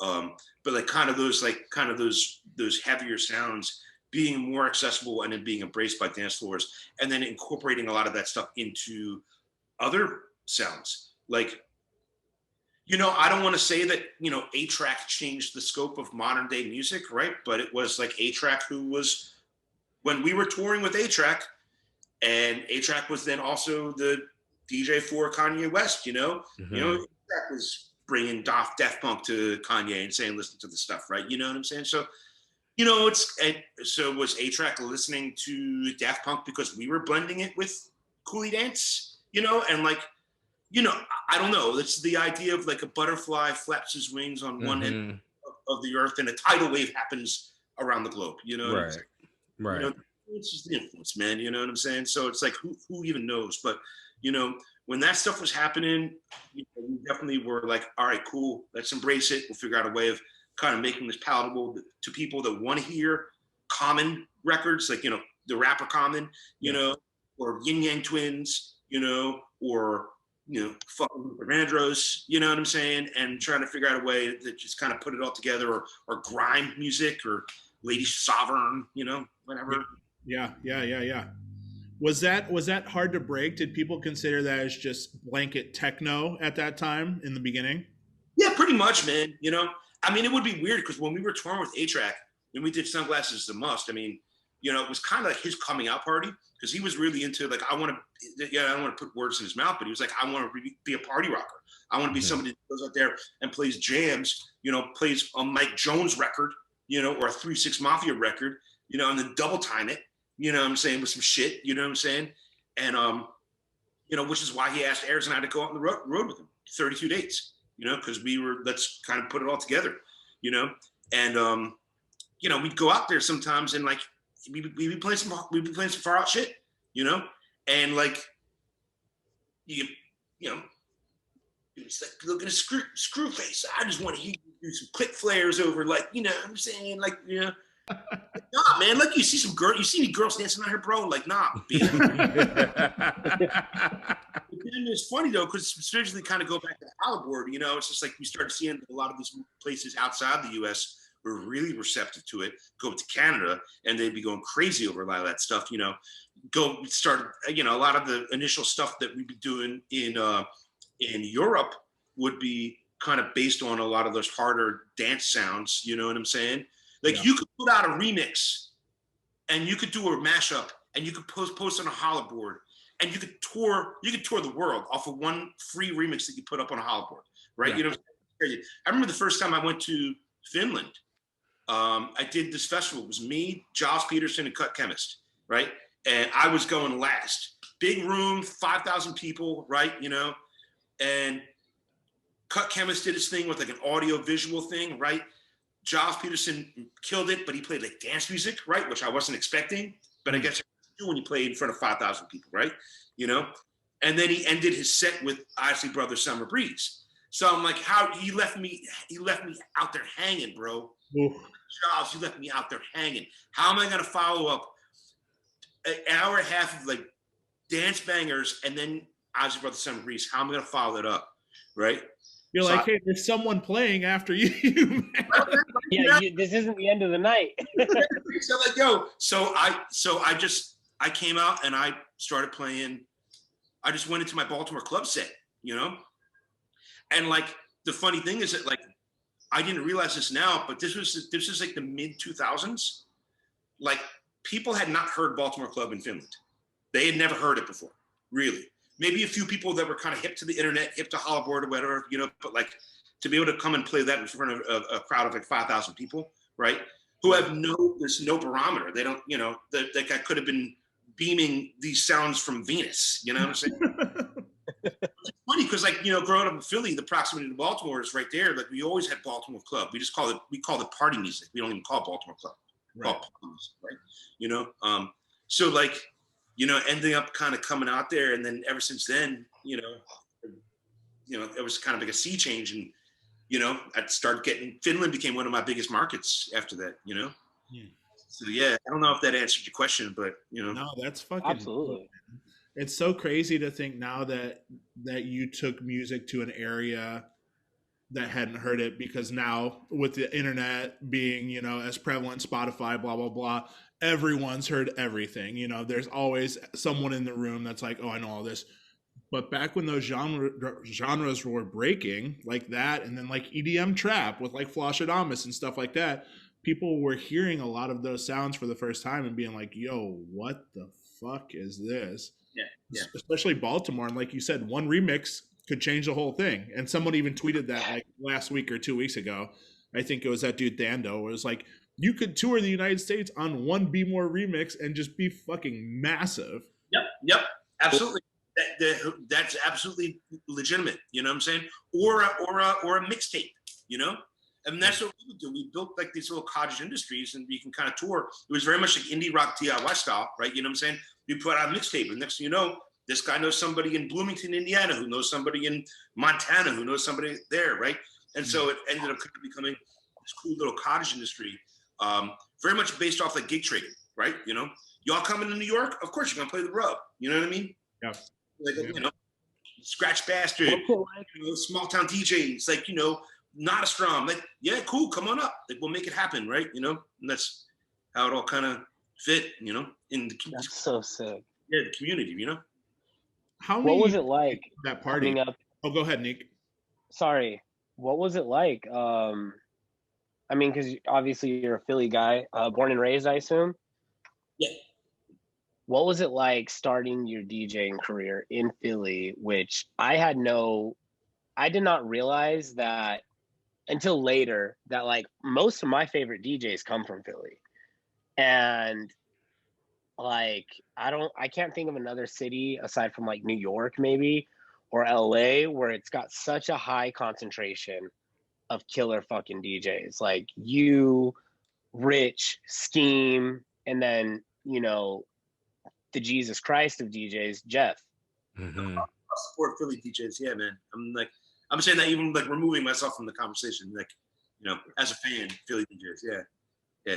Philly DJs are the shit. What's it like coming up, like trying to get established roots, trying to get your footing in a scene that's just literally always been badass? Well, I think that's one of the things about Philly DJs, when they always say like, all right, like Philly DJs, there's something in the water, right? You know, or Philly DJs, you cut from a different cloth or whatever, right? You know, I think there's like two things about it, right? First of all, there's the proximity to New York, right? You know, and New York always gets in the shine, right? New York's always getting the shine, right? So Philly and New York always had this big brother, little brother thing, right? You know what I'm saying? Anything my big brother can do, I can do better, right? And that's across the board. That doesn't even mean just DJing or music, right? That's just anything.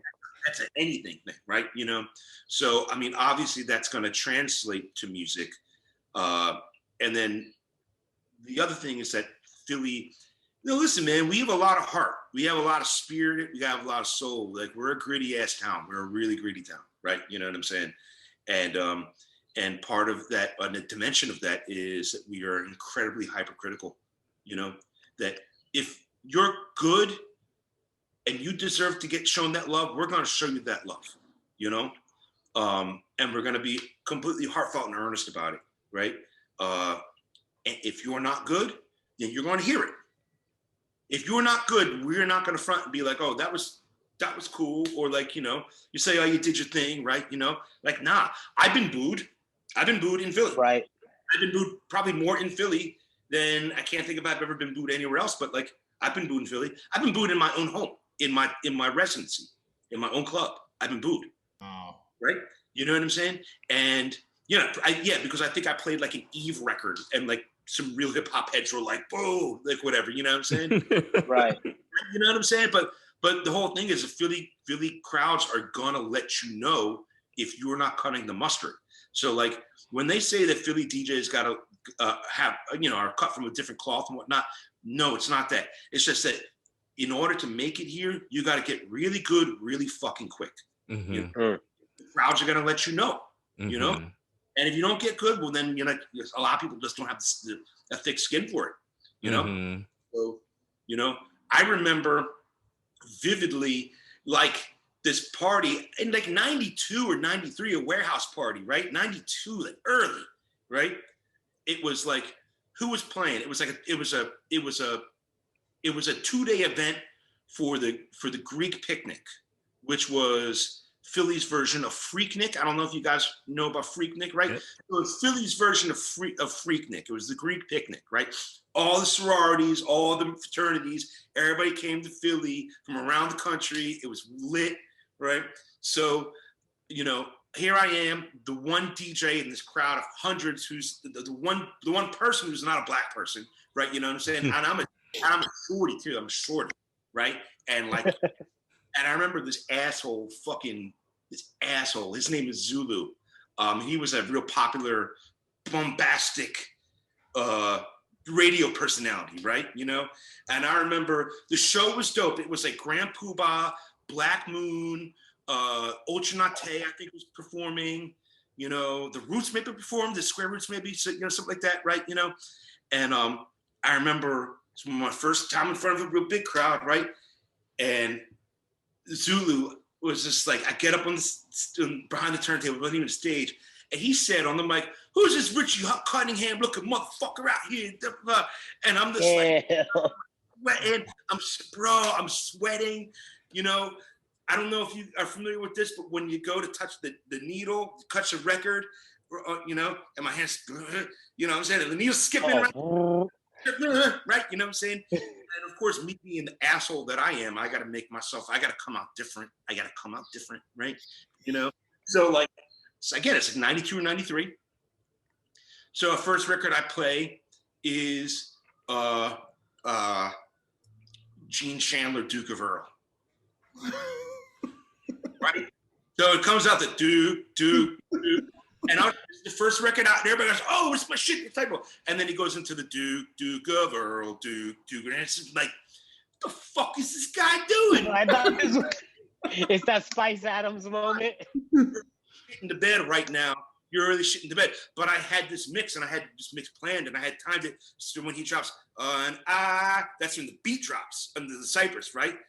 I never seen so many people literally get thrown from off the fucking wall to like a mosh pit, And it was like, that was a little bit of like a trial by fire, and definitely like vindication or validation, like, oh shit, all right, cool, you know what I'm saying? But like, yeah, you just got to get really good, really fucking quick, or else they're gonna let you hear it. Yeah. Damn. That kind of prepared you to travel anywhere, though, yeah? Being hypercritical in that city where you're like, yo, I play in Philly. I can handle this crowd tonight. You're like, this is where I'm from. I mean, pretty much, man. You know, it's a whole lot of not giving a fuck. Yeah. That's awesome. Yeah. Shout out to South Street. You brought it up earlier. I was just with Aiden Scott out there like a week ago, and we went digging. So shout out to Aiden Scott. Shout out to South Street. Yeah, you guys went to Love what? me some Philly. Right? Yeah, we were at a Repo. Yeah, man. I've yet to be inside of a physical record store since pandemic. You know what I'm saying? But I hope to. Although my Discogs is burning up this year, bro. Let me tell you, man. Yeah. That will tie into a fan question we have from Max Bass, Jared from Max Records. What's up, Jared? Jared asks, what was the last 45 you picked up? Last 45 I picked up was I think it's I'm gonna tell you right now, I think the last 45 I picked up was an Ima Sumac record. Ima Sumac, it's like Dance of the Blossom, so Ima Sumac was a Peruvian singer from the 40s and the 50s. You know, like the record industry didn't really know what to say about records that weren't like white records, or if they were black records, they called them race records because their industry is mad fucking racist, right? You know? So back in the day, they would call anything that wasn't, you know, white records or pop or race records, you know, which are black records, they called exotica, right? Right. She's a Peruvian singer that does exotica records, I guess, you know. But, you know, it's the song, it's the sample, it's the original sample from a Black Rob record, I Love You, Baby. Oh, right? Okay. It's a beautiful record, and she sings octaves or some crazy shit like that. So I think that's one of the last ones I got, you know. I mean, I could definitely, I found that and I picked it up just for like a couple dollars, you know. Cool. That will tie into another question that you sent me over. Jay Hochstat asks, there's a picture of you sitting in a room on a floor with floor-to-ceiling records like 7 levels high. Where is this room located, Cosmo? Oh, yes, that's in my old house, in my old apartment in Brooklyn, in Prospect Heights, St. John's Place represent. Interesting story. That photo was taken by a guy named Elian Paz, and he came and saw me I was opening and closing for Sharon Jones and the Dap Kings at a place called Southpaw, which is where we did the rub, right? Southpaw was our local spot, and it was owned by a couple friends of ours. And, you know, again, the friends who owned it, they knew I was all up on the funk records. And so they were like, yeah, this band Sharon Jones and Dap Kings are playing. You want to open and close them, right? So yeah, cool. They're great, you know, of course, obviously, right? So, Yeah. Elian is from, I guess he's from Tel Aviv, and he was there, and he was like, I love the records so much, play so much. He said that he was inspired by that set, that what he wanted to do was to come to my house and do a photo essay of me with my records. So that was from that shoot. And he went and he took a whole bunch of photos. I'll probably post some up on Instagram, you know. And then that photo shoot inspired him to start, and he wrote, I think, 2 books called Dust and Grooves, right? And there's like a website, Dust and Grooves, right? And it's a whole bunch of photo essays of DJs and the collectors. And I mean, he's got like, you know. Oh, I know exactly what you're talking about. Yeah. It's like a book, like a coffee table book. A really nice coffee table book, yeah. So that book was inspired by that trip that he took to my house, which was inspired by me at opening for Sharon Jones, the Dap Kings. Wow. That's fucking cool. It is I mean, this is kind of off rip. Is Daptone Records, are they Philly? Are they? No, they're New York. They're New York. Okay. In Brooklyn. Okay, cool. This will tie into that. Best and worst act to DJ alongside. Oof. All right. Oh. Oof. Best. Does it have to be act and DJ, or can it be act or DJ? Act or DJ, sure. Oh, geez. Okay. I'm just going to shoot from the hip here, right? You know what I'm saying? Just because I don't want to. All right. So best act / DJ to. All right.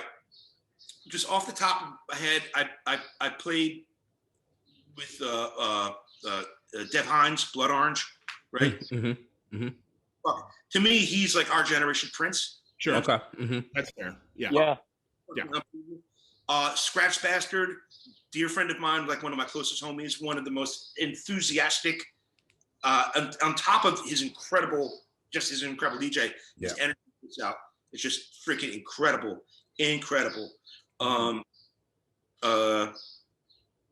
I'm not going to say no names of worst, right? You know, but I will say this. I did a show in New York years ago, and it was me and then another DJ who was going to be closing after me. The other DJ, you know, arguably has a bigger name, right? And the other DJ said, I want to play, the head manager say, I'm going to play before Cosmo, right? You know what I'm saying? So me being like, all right, cool. Like, you know, go for what you know, right? You know, before him was a guy who basically had worked the crowd up to be like a 4,000 person fucking raging fucking party. You know, everybody doing the electric slide to fucking Before I Let Go, you know, outside in New York, you know, the whole thing, right? You know, guy gets up in my spot, and I was ready to go too. Oh man, I was ready to go. I'm like, all right, yeah, I know this crowd. I know a New York crowd, man. All right. They're ready for like, all right, we're gonna go hit them with dance hall heavy, right? We're gonna hit them, right? You know what I'm saying? There's a lot of intricacies to this thing, right? This guy went and then had to set up a whole thing. So we're dealing with dead air, right? Oh no. We're dealing with 5 minutes of dead air, which then turns into 10 minutes of dead air, which turns into 15 minutes of dead air while they're up and hooking things up and blah, blah, blah, blah, blah. No, I know a lot of beats, but I say no names. I'm not going to say nothing about, you know what I mean? But so I'm like, and I'm watching everybody kind of like slowly, just like, you know, the gas. Yeah. Gas, right? Slowly, right? Finally, about 15 to 20 minutes later, he gets on, right? And then proceeds to play a set of just like the most inappropriately bad, horrible, out of tune mashup, like, you know, Beyonce Crazy in Love over like Joan Jett. I love rock. Oh no. Bro. I never saw a crowd dissipate that quick. Within 30 to 40 minutes, he went from probably around 5,000 people to maybe 300. Oh. Whoa. Oh. Damn. So what that leave you with? At the end, when I finally went on, there's probably like 100, 150 people there. Woo. In a huge, Duke of Earl. Yeah. I dropped Duke of Earl. Say less, Phenom. Yo, damn. Yo. That happens all the time. And more so now based on social media numbers. Yeah. Where someone will get plugged into that slot. Yep. And they'll be like, this person has X amount of followers. They should go here at this time. And then they totally shit the bed when it's time to go on. And you're like, you know me. I'm Cosmo Baker. Just plug me in. Put me in the slot, you know? That whole numbers thing now is fucking up shit more and more. And I mean, I don't even have to talk about the celebrity DJ shit where somebody will be like, hey, this guy's a celebrity. Let's put him behind the tables. All right. Then you're like, oh no, this is not a good look. Cosmo, let me ask you this. First concert that you've been to and best concert that you've been to. Damn. All right. First concert that I went to, that I was brought to. All right. Like chaperoned. It's around the same time. Genesis, the Invisible Touch Tour. Woo. Song first. And around the same time, it was like,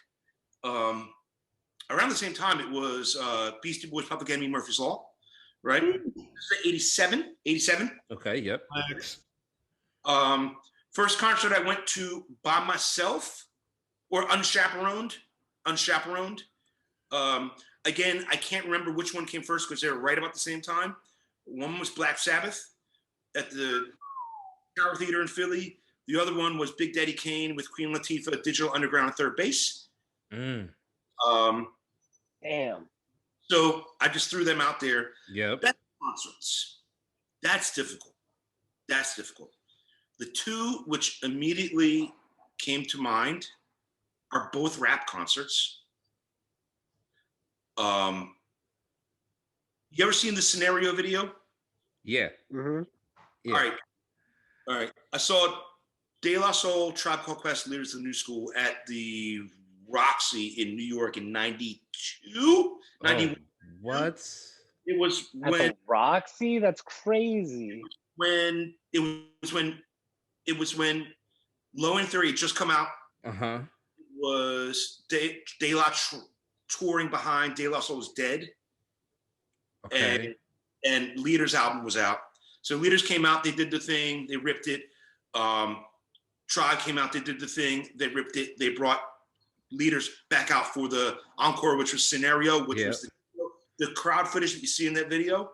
It was that show. It was that show. Oh, wow. And then De La came out and ripped it. Yeah. So that was the first one I thought of. But then also, to be quite honest with you, I was in Helsinki. Fucking Kanye's performance for My Beautiful Dark Twisted Fantasy. Yeah. Unbelievable. Mm-hmm. So, and I may change my answer tomorrow. You know. Yeah. You know, I saw Prince at like one of the secret concerts. You know. Oh yeah. With like 200, 150 people in attendance. You know. Mm-hmm. Like. Yeah, I could change my answer tomorrow, but those are the first two I shit out, the Tribe De La Leaders one and the Kanye one. I mean, no big deal. Come on. Yeah. You turn on the Tribe video and you're like, there I am. But he just hit like all aspects of hip hop right there with all four of the concerts that even Genesis. You could put Genesis in there as being one of the pillars of hip hop, man. You need that. Phil is Billy hip-hop Collins, royalty, right? He's hip hop royalty. I mean, he's a drummer, bro. He keeps the beat.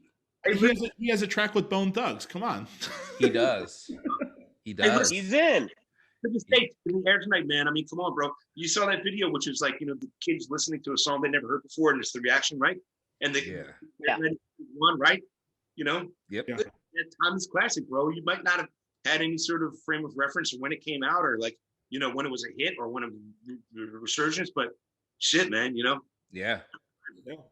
You mentioned Helsinki, and I want to ask, if you were not living in the States, which last year was easier to picture, I'm sure, where would you want to live? Interesting question. Good question. I mean, of places that I love, that I've visited to and I've traveled often, like I love Brazil. I love it as a country, although the president is an asshat. I love my friends, my family, and people just down there in general. I love Brazil. It'd have to be somewhere warm, bro. I love Helsinki. It's dope. I love Tokyo. It's dope. But I might have to live in Brazil, or I might have to live in New Zealand, because New Zealand is the promised land. New Zealand is ill. New Zealand is one of the most incredible places on the planet. I'm going to grab my charger real quick, okay? Yeah. All right, 1 sec.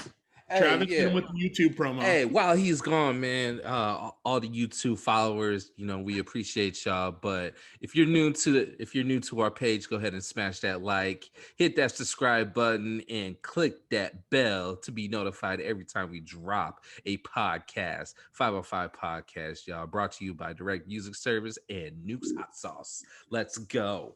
Smooth. Every time, bro. Every time. For being off script, you nail it every time. Hey, you know what? I practice at home, man, in front of the mirror. I'll tell you what, it shows. Hey, shirt off. Shirt off. Oh, shirt off for sure. For Shirt the off. extra boost of confidence. While Haley's rubbing lotion on my back. Oh, like practice. Big Ed, huh? Like Exactly. Big Ed, Just like Big Ed, or more like Rick Ross. like Rick Ross. Right. Hell yeah, that's probably a better look. We're just sneaking in a little promo here for Direct Music Service and Nuke's Hot Sauce. Cosmo, you are always dropping heat, and I have to mention it. I'd be at a loss if I didn't mention it. Scratch Bastard and Cosmo Baker, songs we listen to a lot. Yo, come on, it's too good. Yeah, It's too good. and it's not fair. It's not fair. It's not fair because it's shit that it's a cheat code. Yeah, A, I don't know, or B, I forgot about, or C, only y'all have this. It's like, which is all a slap in the face to you, though. Yeah, a three-handed slap right in the face. I have myself in Paul Murphy. I sincerely apologize for all the dropping all the heat rocks in your area. Yeah, and I think he put the internet onto Salt too. I know that's been talked about on some other podcasts, but you're definitely the sixth man on Salt. Can I say that? Definitely. You are like, man, if someone was ever managing or doing anything like tour manager, I would be like, yo, hit up Cosmo. Mm-hmm. It's funny too, man, because like, I guess I could talk about this though, right? You know, like Questlove asked me to like put me in touch with Salt to get them booked on the Tonight Show. You know, like A-Track hit me up because they wanted because Griselda wanted to do some production work with them, right? So I made the connection. I don't know if it happened, right? But people have been like coming to me, although I don't know them. I know one of the women in the group, you know. Which is how I found out about it. But even her, like, she just is like, yo, listen to this. And I didn't even realize it was her until I listened to it, you know? And I was like, holy shit, it's the shit, right? So I just believe in good music, man. You know what I'm saying? And if something's good, it just deserves to be heard, right? Yeah. You know, I know that sample snitching is like a big thing right now there, but it's like, stop sample snitching, right? And people are giving that young kid on the Serato, this kid, you know? Yeah. Yeah. It's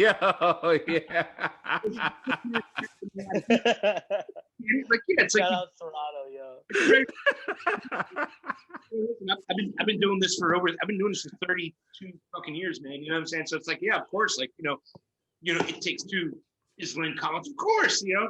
Although the one he did on his thing, that was busted. That was a bad loop, right? So, but that's catching a lot of shit, right? You know what I'm saying? But at the end of the day, it's just like, we didn't know about that, right? You know, music has to be shared. That's why we do what we do, right? You know, there's this Frankie Knuckles quote, which is, the minute you start thinking you're bigger than the music, you're through, right? And then that's the way I try to live my life in the sense of sharing, right? You know, that like, I don't want to be the guy up there. Check me out. You know? That's bullshit, man. You know, lead with the music first, right? You know what I'm saying? And so when it comes to sharing something like Salt, like, you know, like, yeah, a lot of people said, like, you put me on, and they're like, that's cool. I feel good about that, but I feel better that people are listening to something that needs to be listened to. You know what I mean? And like with the mix that we do with Paul and I, right? You know, it was kind of a whole thing in the sense of rediscovery, you know? There was all these year-end mixes coming out, right? This is the best shit that I heard in 2011, right? You know? Well, I heard this thing in 2011 that came out in 1975. It's the best shit I heard this year. You know what I'm saying? Right. That part. You know what I mean? And so it's just like, yo, all right, cool. Like, let's do, like, that is kind of our effort to contextualize and to remove the disposable nature of music, where it's just like, just because something's not new doesn't necessarily make it any less valid or powerful. So kind of like in the sense of just kind of, you know, it's so easy to get music these days. It's, you know, it's this ubiquitous flow of just music all around us. It's not, you know, it's not this, you know what I'm saying? Yeah. Right. You know what I mean? Yeah. So it's like, that's why kind of sharing the music and telling the stories behind the music to me is more important now than ever. Mm-hmm. What would be your first choice if you were going to remix a Salt track? Ooh. Man, they're all perfect. They don't. Can I throw one out there? Can I What? throw one out there? Free. Okay. I love that song. Love that song. Let me see. What would I? If I wanted to remix something?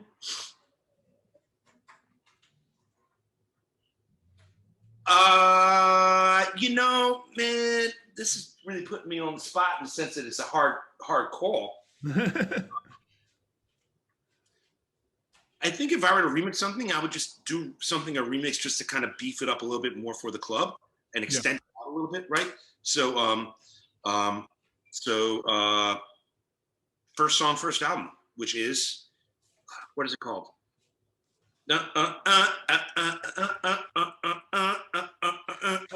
You feel me, right? You feel me? Yeah. Doing a quick number crunch. What is it? Over? Which one? Not Foot on Minutes. 5. Up All Night. Up all night. Yeah. Dance through the weekend. Yeah. It's got that real dope. It's got that, it's got that false start, right? Yep. And my first introduction to Salt was like this song which had this false start, and it sounds like the band is getting ready to play, right? And the bass line comes in, right? Yeah. All of a sudden, like I'm like transported back into, although they're from London, I'm transported back to like Lower East Side, like 1982. You know what I'm saying? Mm-hmm. He's in there, it's fucking, ripping or whatever. You know what I'm saying? Yeah. But yeah, I would just take that and I would like, but that's hard to say because that's a fucking perfect song. I don't know, man. It's difficult. It's tough. Yeah. You just did Jazzy Jeff's pool party. Tell us about that. Oh, it was great, man. Yeah. It was the first time that we have been around each other, like first time since pandemic that I had around like a collection of friends,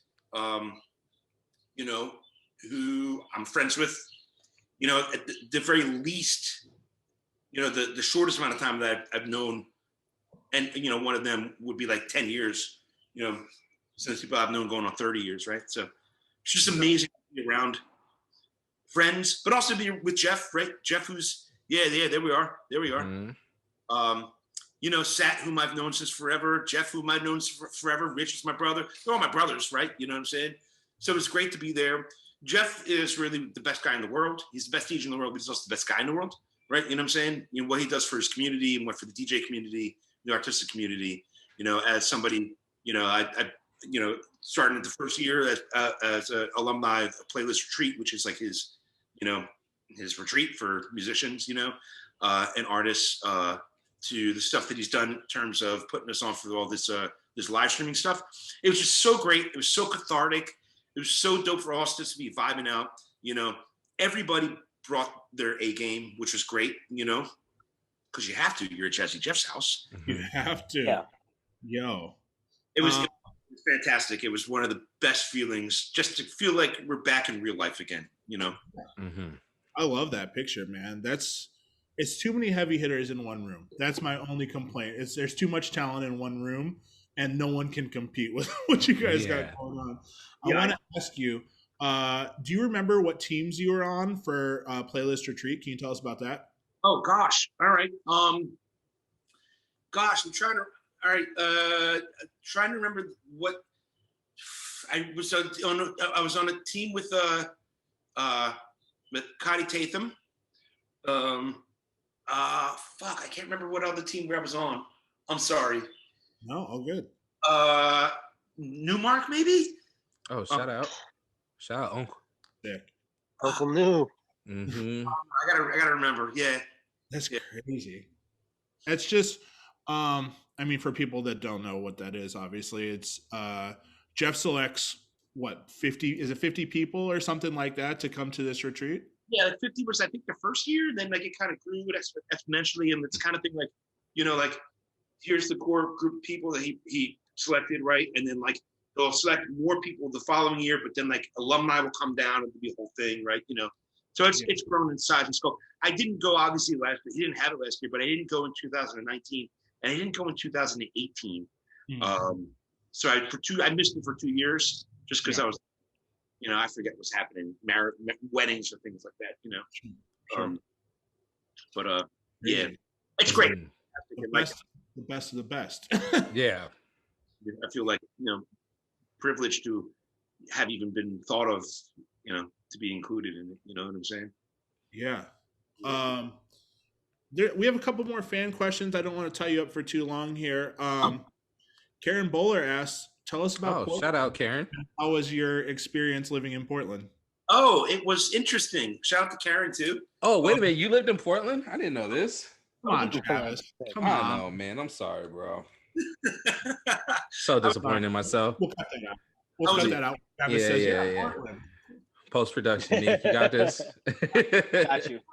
I was in Portland for 6 months. I lived in Portland for 6 months. It was interesting. It was an interesting time of my life. I had been living in New York for a long time. I was really considering, really leaning towards moving to Los Angeles. It was around the time that I was really 2011, 2012. By this point, I had been messing with the do-over for 5 years. 5 years at that point. But by this time, like we were really like on it. Like we were traveling incessantly. I was doing all the do-overs. I was doing so many of them. You know what I'm saying? Definitely was like kind of the thing. So I'd been thinking about moving to LA, but then it was also like I was still somewhat non-committal. Also knowing that like if I were to move to LA kind of like half-assed, right? I'd have been like, all right, cool. I'm gonna go here and try it out. And then I'd blink my eyes and 20 years would have passed. So I was kind of non-committal in that, right? So I didn't want to do the Bay. It's too expensive anyway. Yeah. So I decided to try the West Coast out, which was Portland, right? And part of that whole thing was because I'd be doing the circuit. I'd play in Portland. I wasn't even playing in Portland, but I would play a lot in Seattle, play a lot in the Bay, play a lot in LA, right? Okay.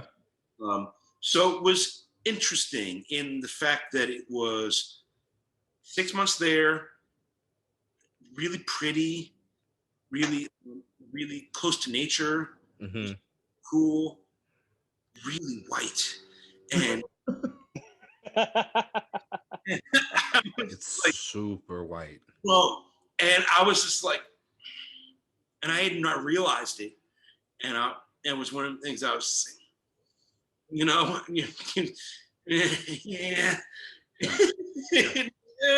Everyone listening in Portland right now is like, yeah. Yeah. So I made it through June. And then I said I need to go. I just my mental health. But and I'm not an unstable guy. Like I live in a place, and that's funny because I moved back to Philly in the sense of having left Portland, came back here. My entire family, like we're born and raised here, but only by that time only my mom was living here. My mom and my sister, right? And it was then I started traveling even more. And when I left Portland, I was on a plane, 175 days a year, 200 days a year, crazy, traveling like crazy, right? So I'm like, doing this, doing that. I'm like, I don't even need an apartment, man. I'll just get a storage unit, you know what I'm saying? And it got to the point where I was like, had my shit here in Philly and I'd stay here on off days. And that's when I kind of fell back in love with Philly after having lived in Brooklyn. I lived in New York for the better part of 15 years, and that's when I was like, oh, snap. Like I could, I kind of fall in love, back in love with Philly.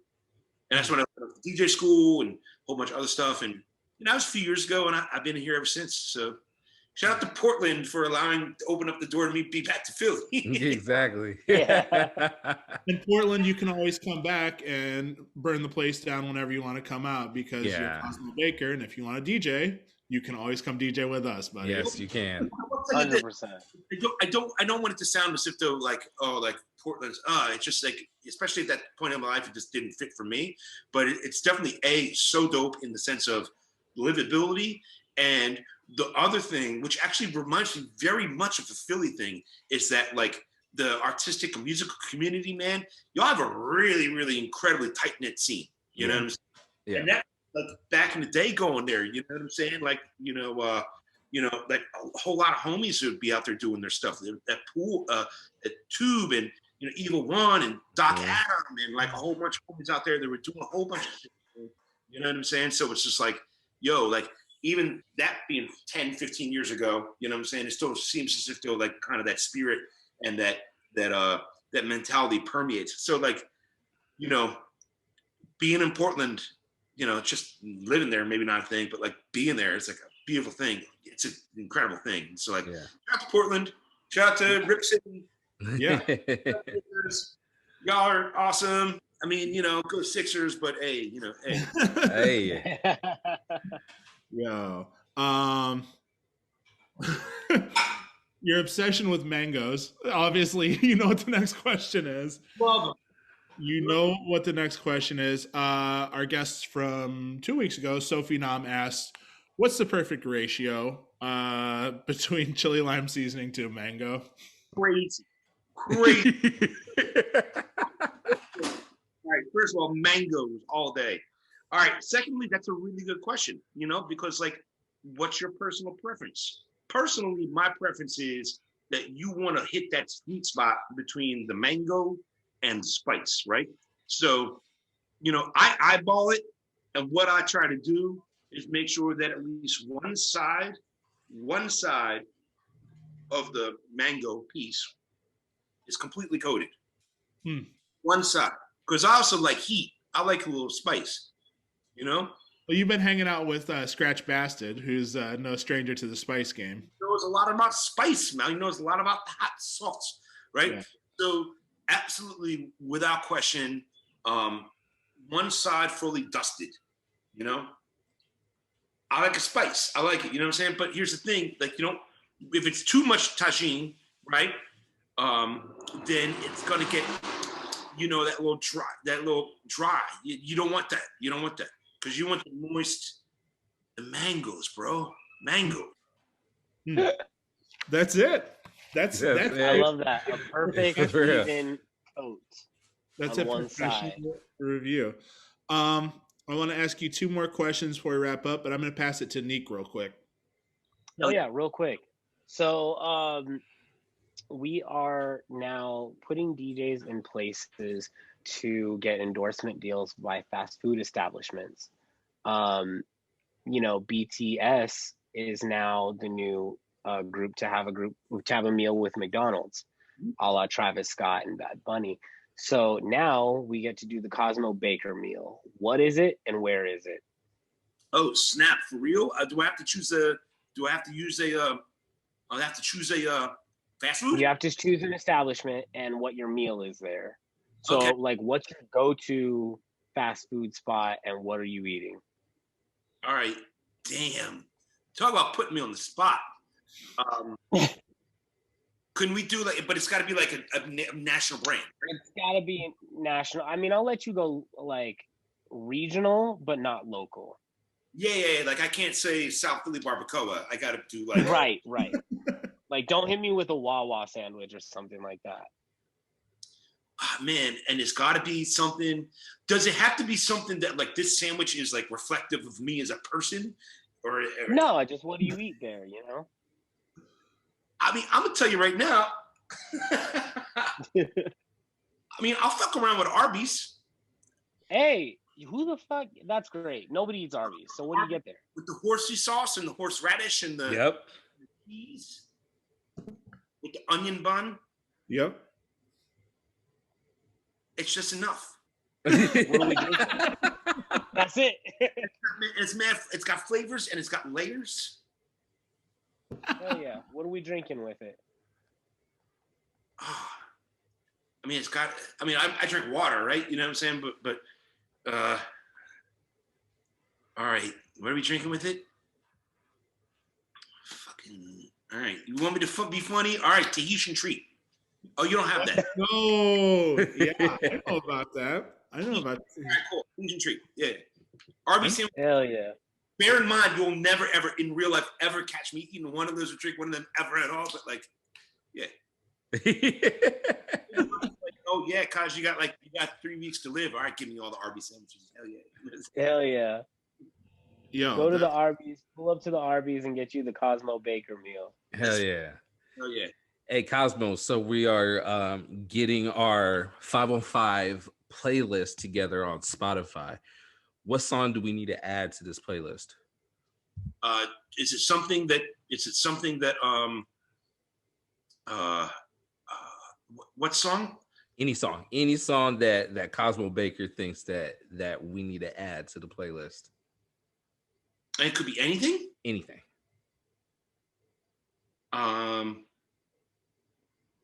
Shit. Fuck. All right. Can we do Atomic Dog? Say what? Can we do Atomic Dog? Yeah, let's do it. Absolutely. I love that. Yeah, absolutely. God, I have so many more questions I want to ask, but we'll have to have you back, man. All right, let me ask this real quick. I have to ask this. Tell us about any interactions with Dilla. Dilla? He was he would come to Philly and he would do like so basically the whole Soulquarians thing, right? You know, he would come to Philly and he would be here recording with like Soulquarians, and they were all recording in like the Larry Gold's studio. It was called the Studio, right? You know, so we would be in this like close proximity, right? Never actually got a chance to like meet him or shake his hand, right? No official like interactions with him, right? You know, which was a bummer. Yeah.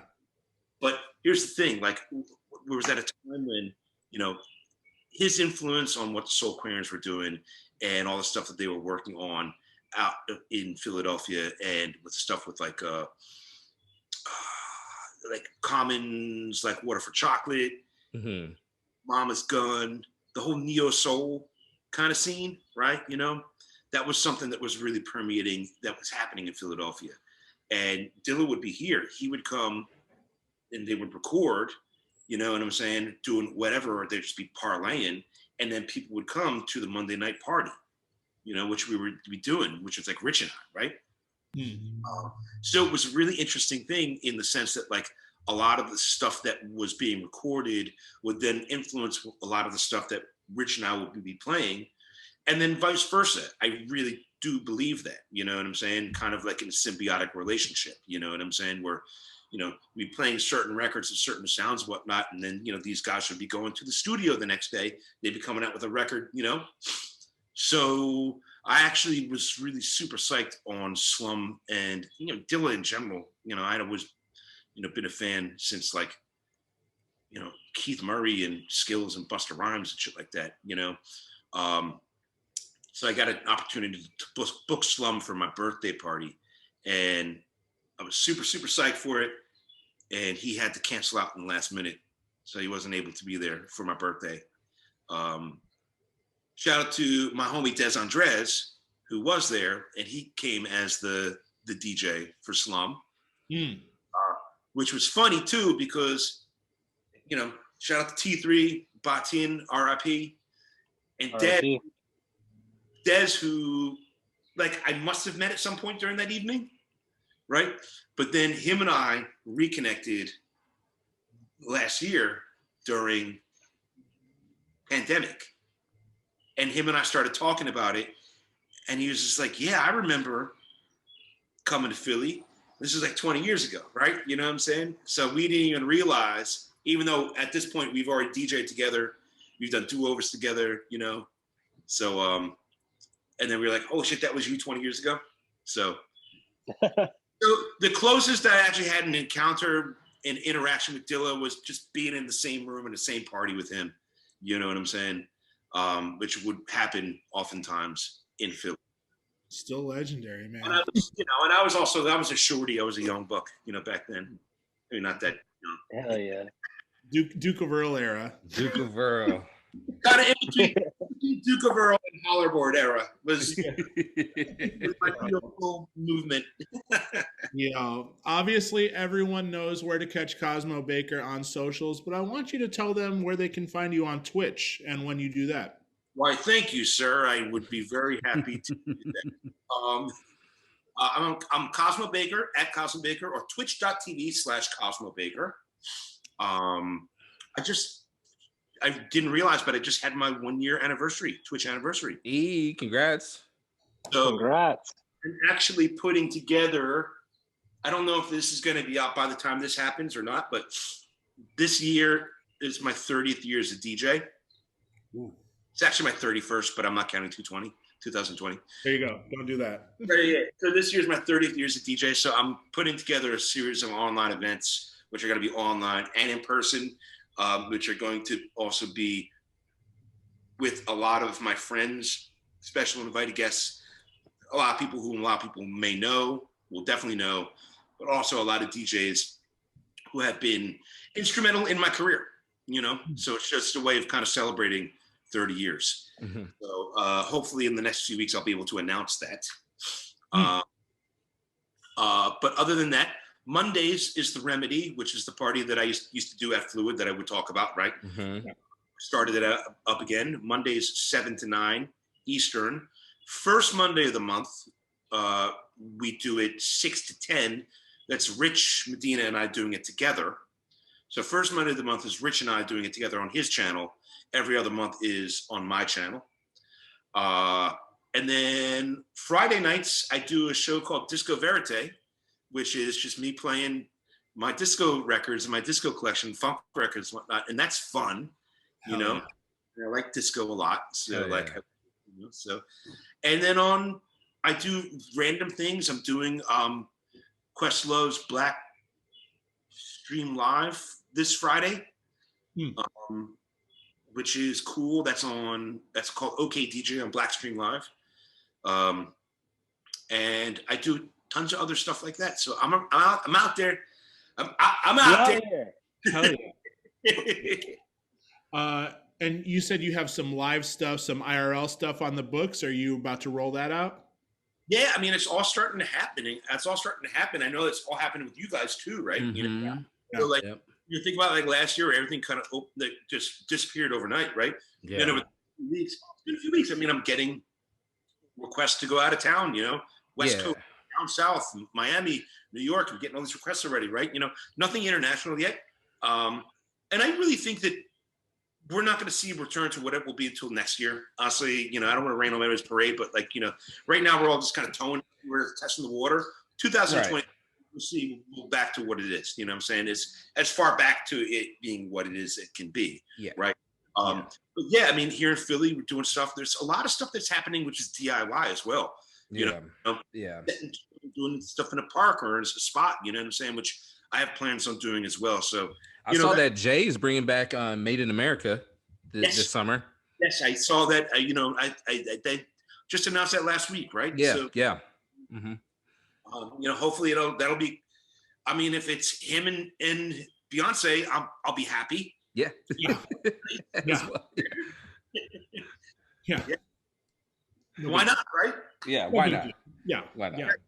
Yeah, so it's cool, man. I mean, so the in real life stuff is happening for everybody, and I think that it's going to slowly unfold out for all of us, you know, as we kind of figure it out. And I'm really looking forward to seeing everybody kind of being back in the environment again. Yeah. You know, it'll be cool. And I know all of us will really missed it. You know what I'm saying? Yeah, it's all happening, man. And like we do around here, we have a lot of young listeners, a lot of up and coming producers, a lot of up and coming DJs. Any words of wisdom, any gems you want to drop on them before we roll out? Well, when I said before, like, there's that quote, that Frankie Knuckles quote, which is, the minute you think you're bigger than the music, you're through, right? At the same time, you know, don't be afraid to be yourself, and don't be afraid to try something new and try something different. even if somebody may look down on it or try to shit on you and whatnot. Music is an ever-changing thing, right? It's constantly moving. It's constantly moving. It's designed to. There's a quote by Cannibal Adderley, which is "Music ain't designed to stand still," right? And to me, that just kind of speaks of the way that music has been this constant communication and narrative between generations and communities and all that stuff. And for the up and coming producers and DJs, you're a part of this too. They're a part of that story. You know what I'm saying? We're all part of the story, right? So, don't be afraid to tell your part of the story and understand your connection to it, right? But do it with heart, do it with soul, do it because you love it, do it because you believe in it. Don't do it for a paycheck. If you're doing it for a paycheck, then do something else. Mm-hmm. Mm-hmm. Be a banker. Yeah. Do this because it means something to you and the music means something to you. So, and if you do it and you do it with that, you'll never work a day in your life. You'll always feel that connection, always feel that happiness, man. So, yeah. Word up. Love that. Cosmo fucking Baker. You heard it, the fucking legend. I gotta lick off a few more Griselda shots for him. Yeah. Boom, boom, boom, boom, boom, boom. Next time you come out to Portland, we'll have a trophy waiting for you, my friend. Fucking legend, man. Thank you so much for joining us. You have a million stories. I'm sure there's a billion more. We got to have you back on. Everyone go check out this man if you aren't already. I know some of the younger guys need to get hip to some of the reason that we're doing this thing, and that's this gentleman right here, along with many others, man. We will be back next week with another surprise guest. We like to keep you on your toes. Cosmo this week. Cosmo Baker this week, man. Come on. It's Cosmo fucking Baker this week. Yeah. Let's go. Philly in the building. Cosmo. And we got to shout out Bootsy, too. Make sure we shout out Bootsy, who's chilling as well. Yeah, Boots. Bootsy. All the way, buddy. All the way up. There he is. There he is. Hey. I'd rather be with you. Ooh, yeah.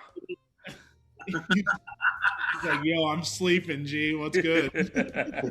Just sitting, because I'm doing this in my living room this entire time. He's been sitting laying on the ground in the front door, just kind of staring at me like, when are we going out? When are we going out, Dad?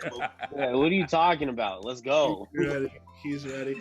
Thank you, Cosmo. We got to check in. We got to tap in with you, and we're out in Philly, man. It's been an honor. Thank you, sir. This has been the 5 on 5 podcast presented by Direct Music Service and Nuke's Hot Sauce with yours truly and Cosmo Baker. We'll see y'all next week.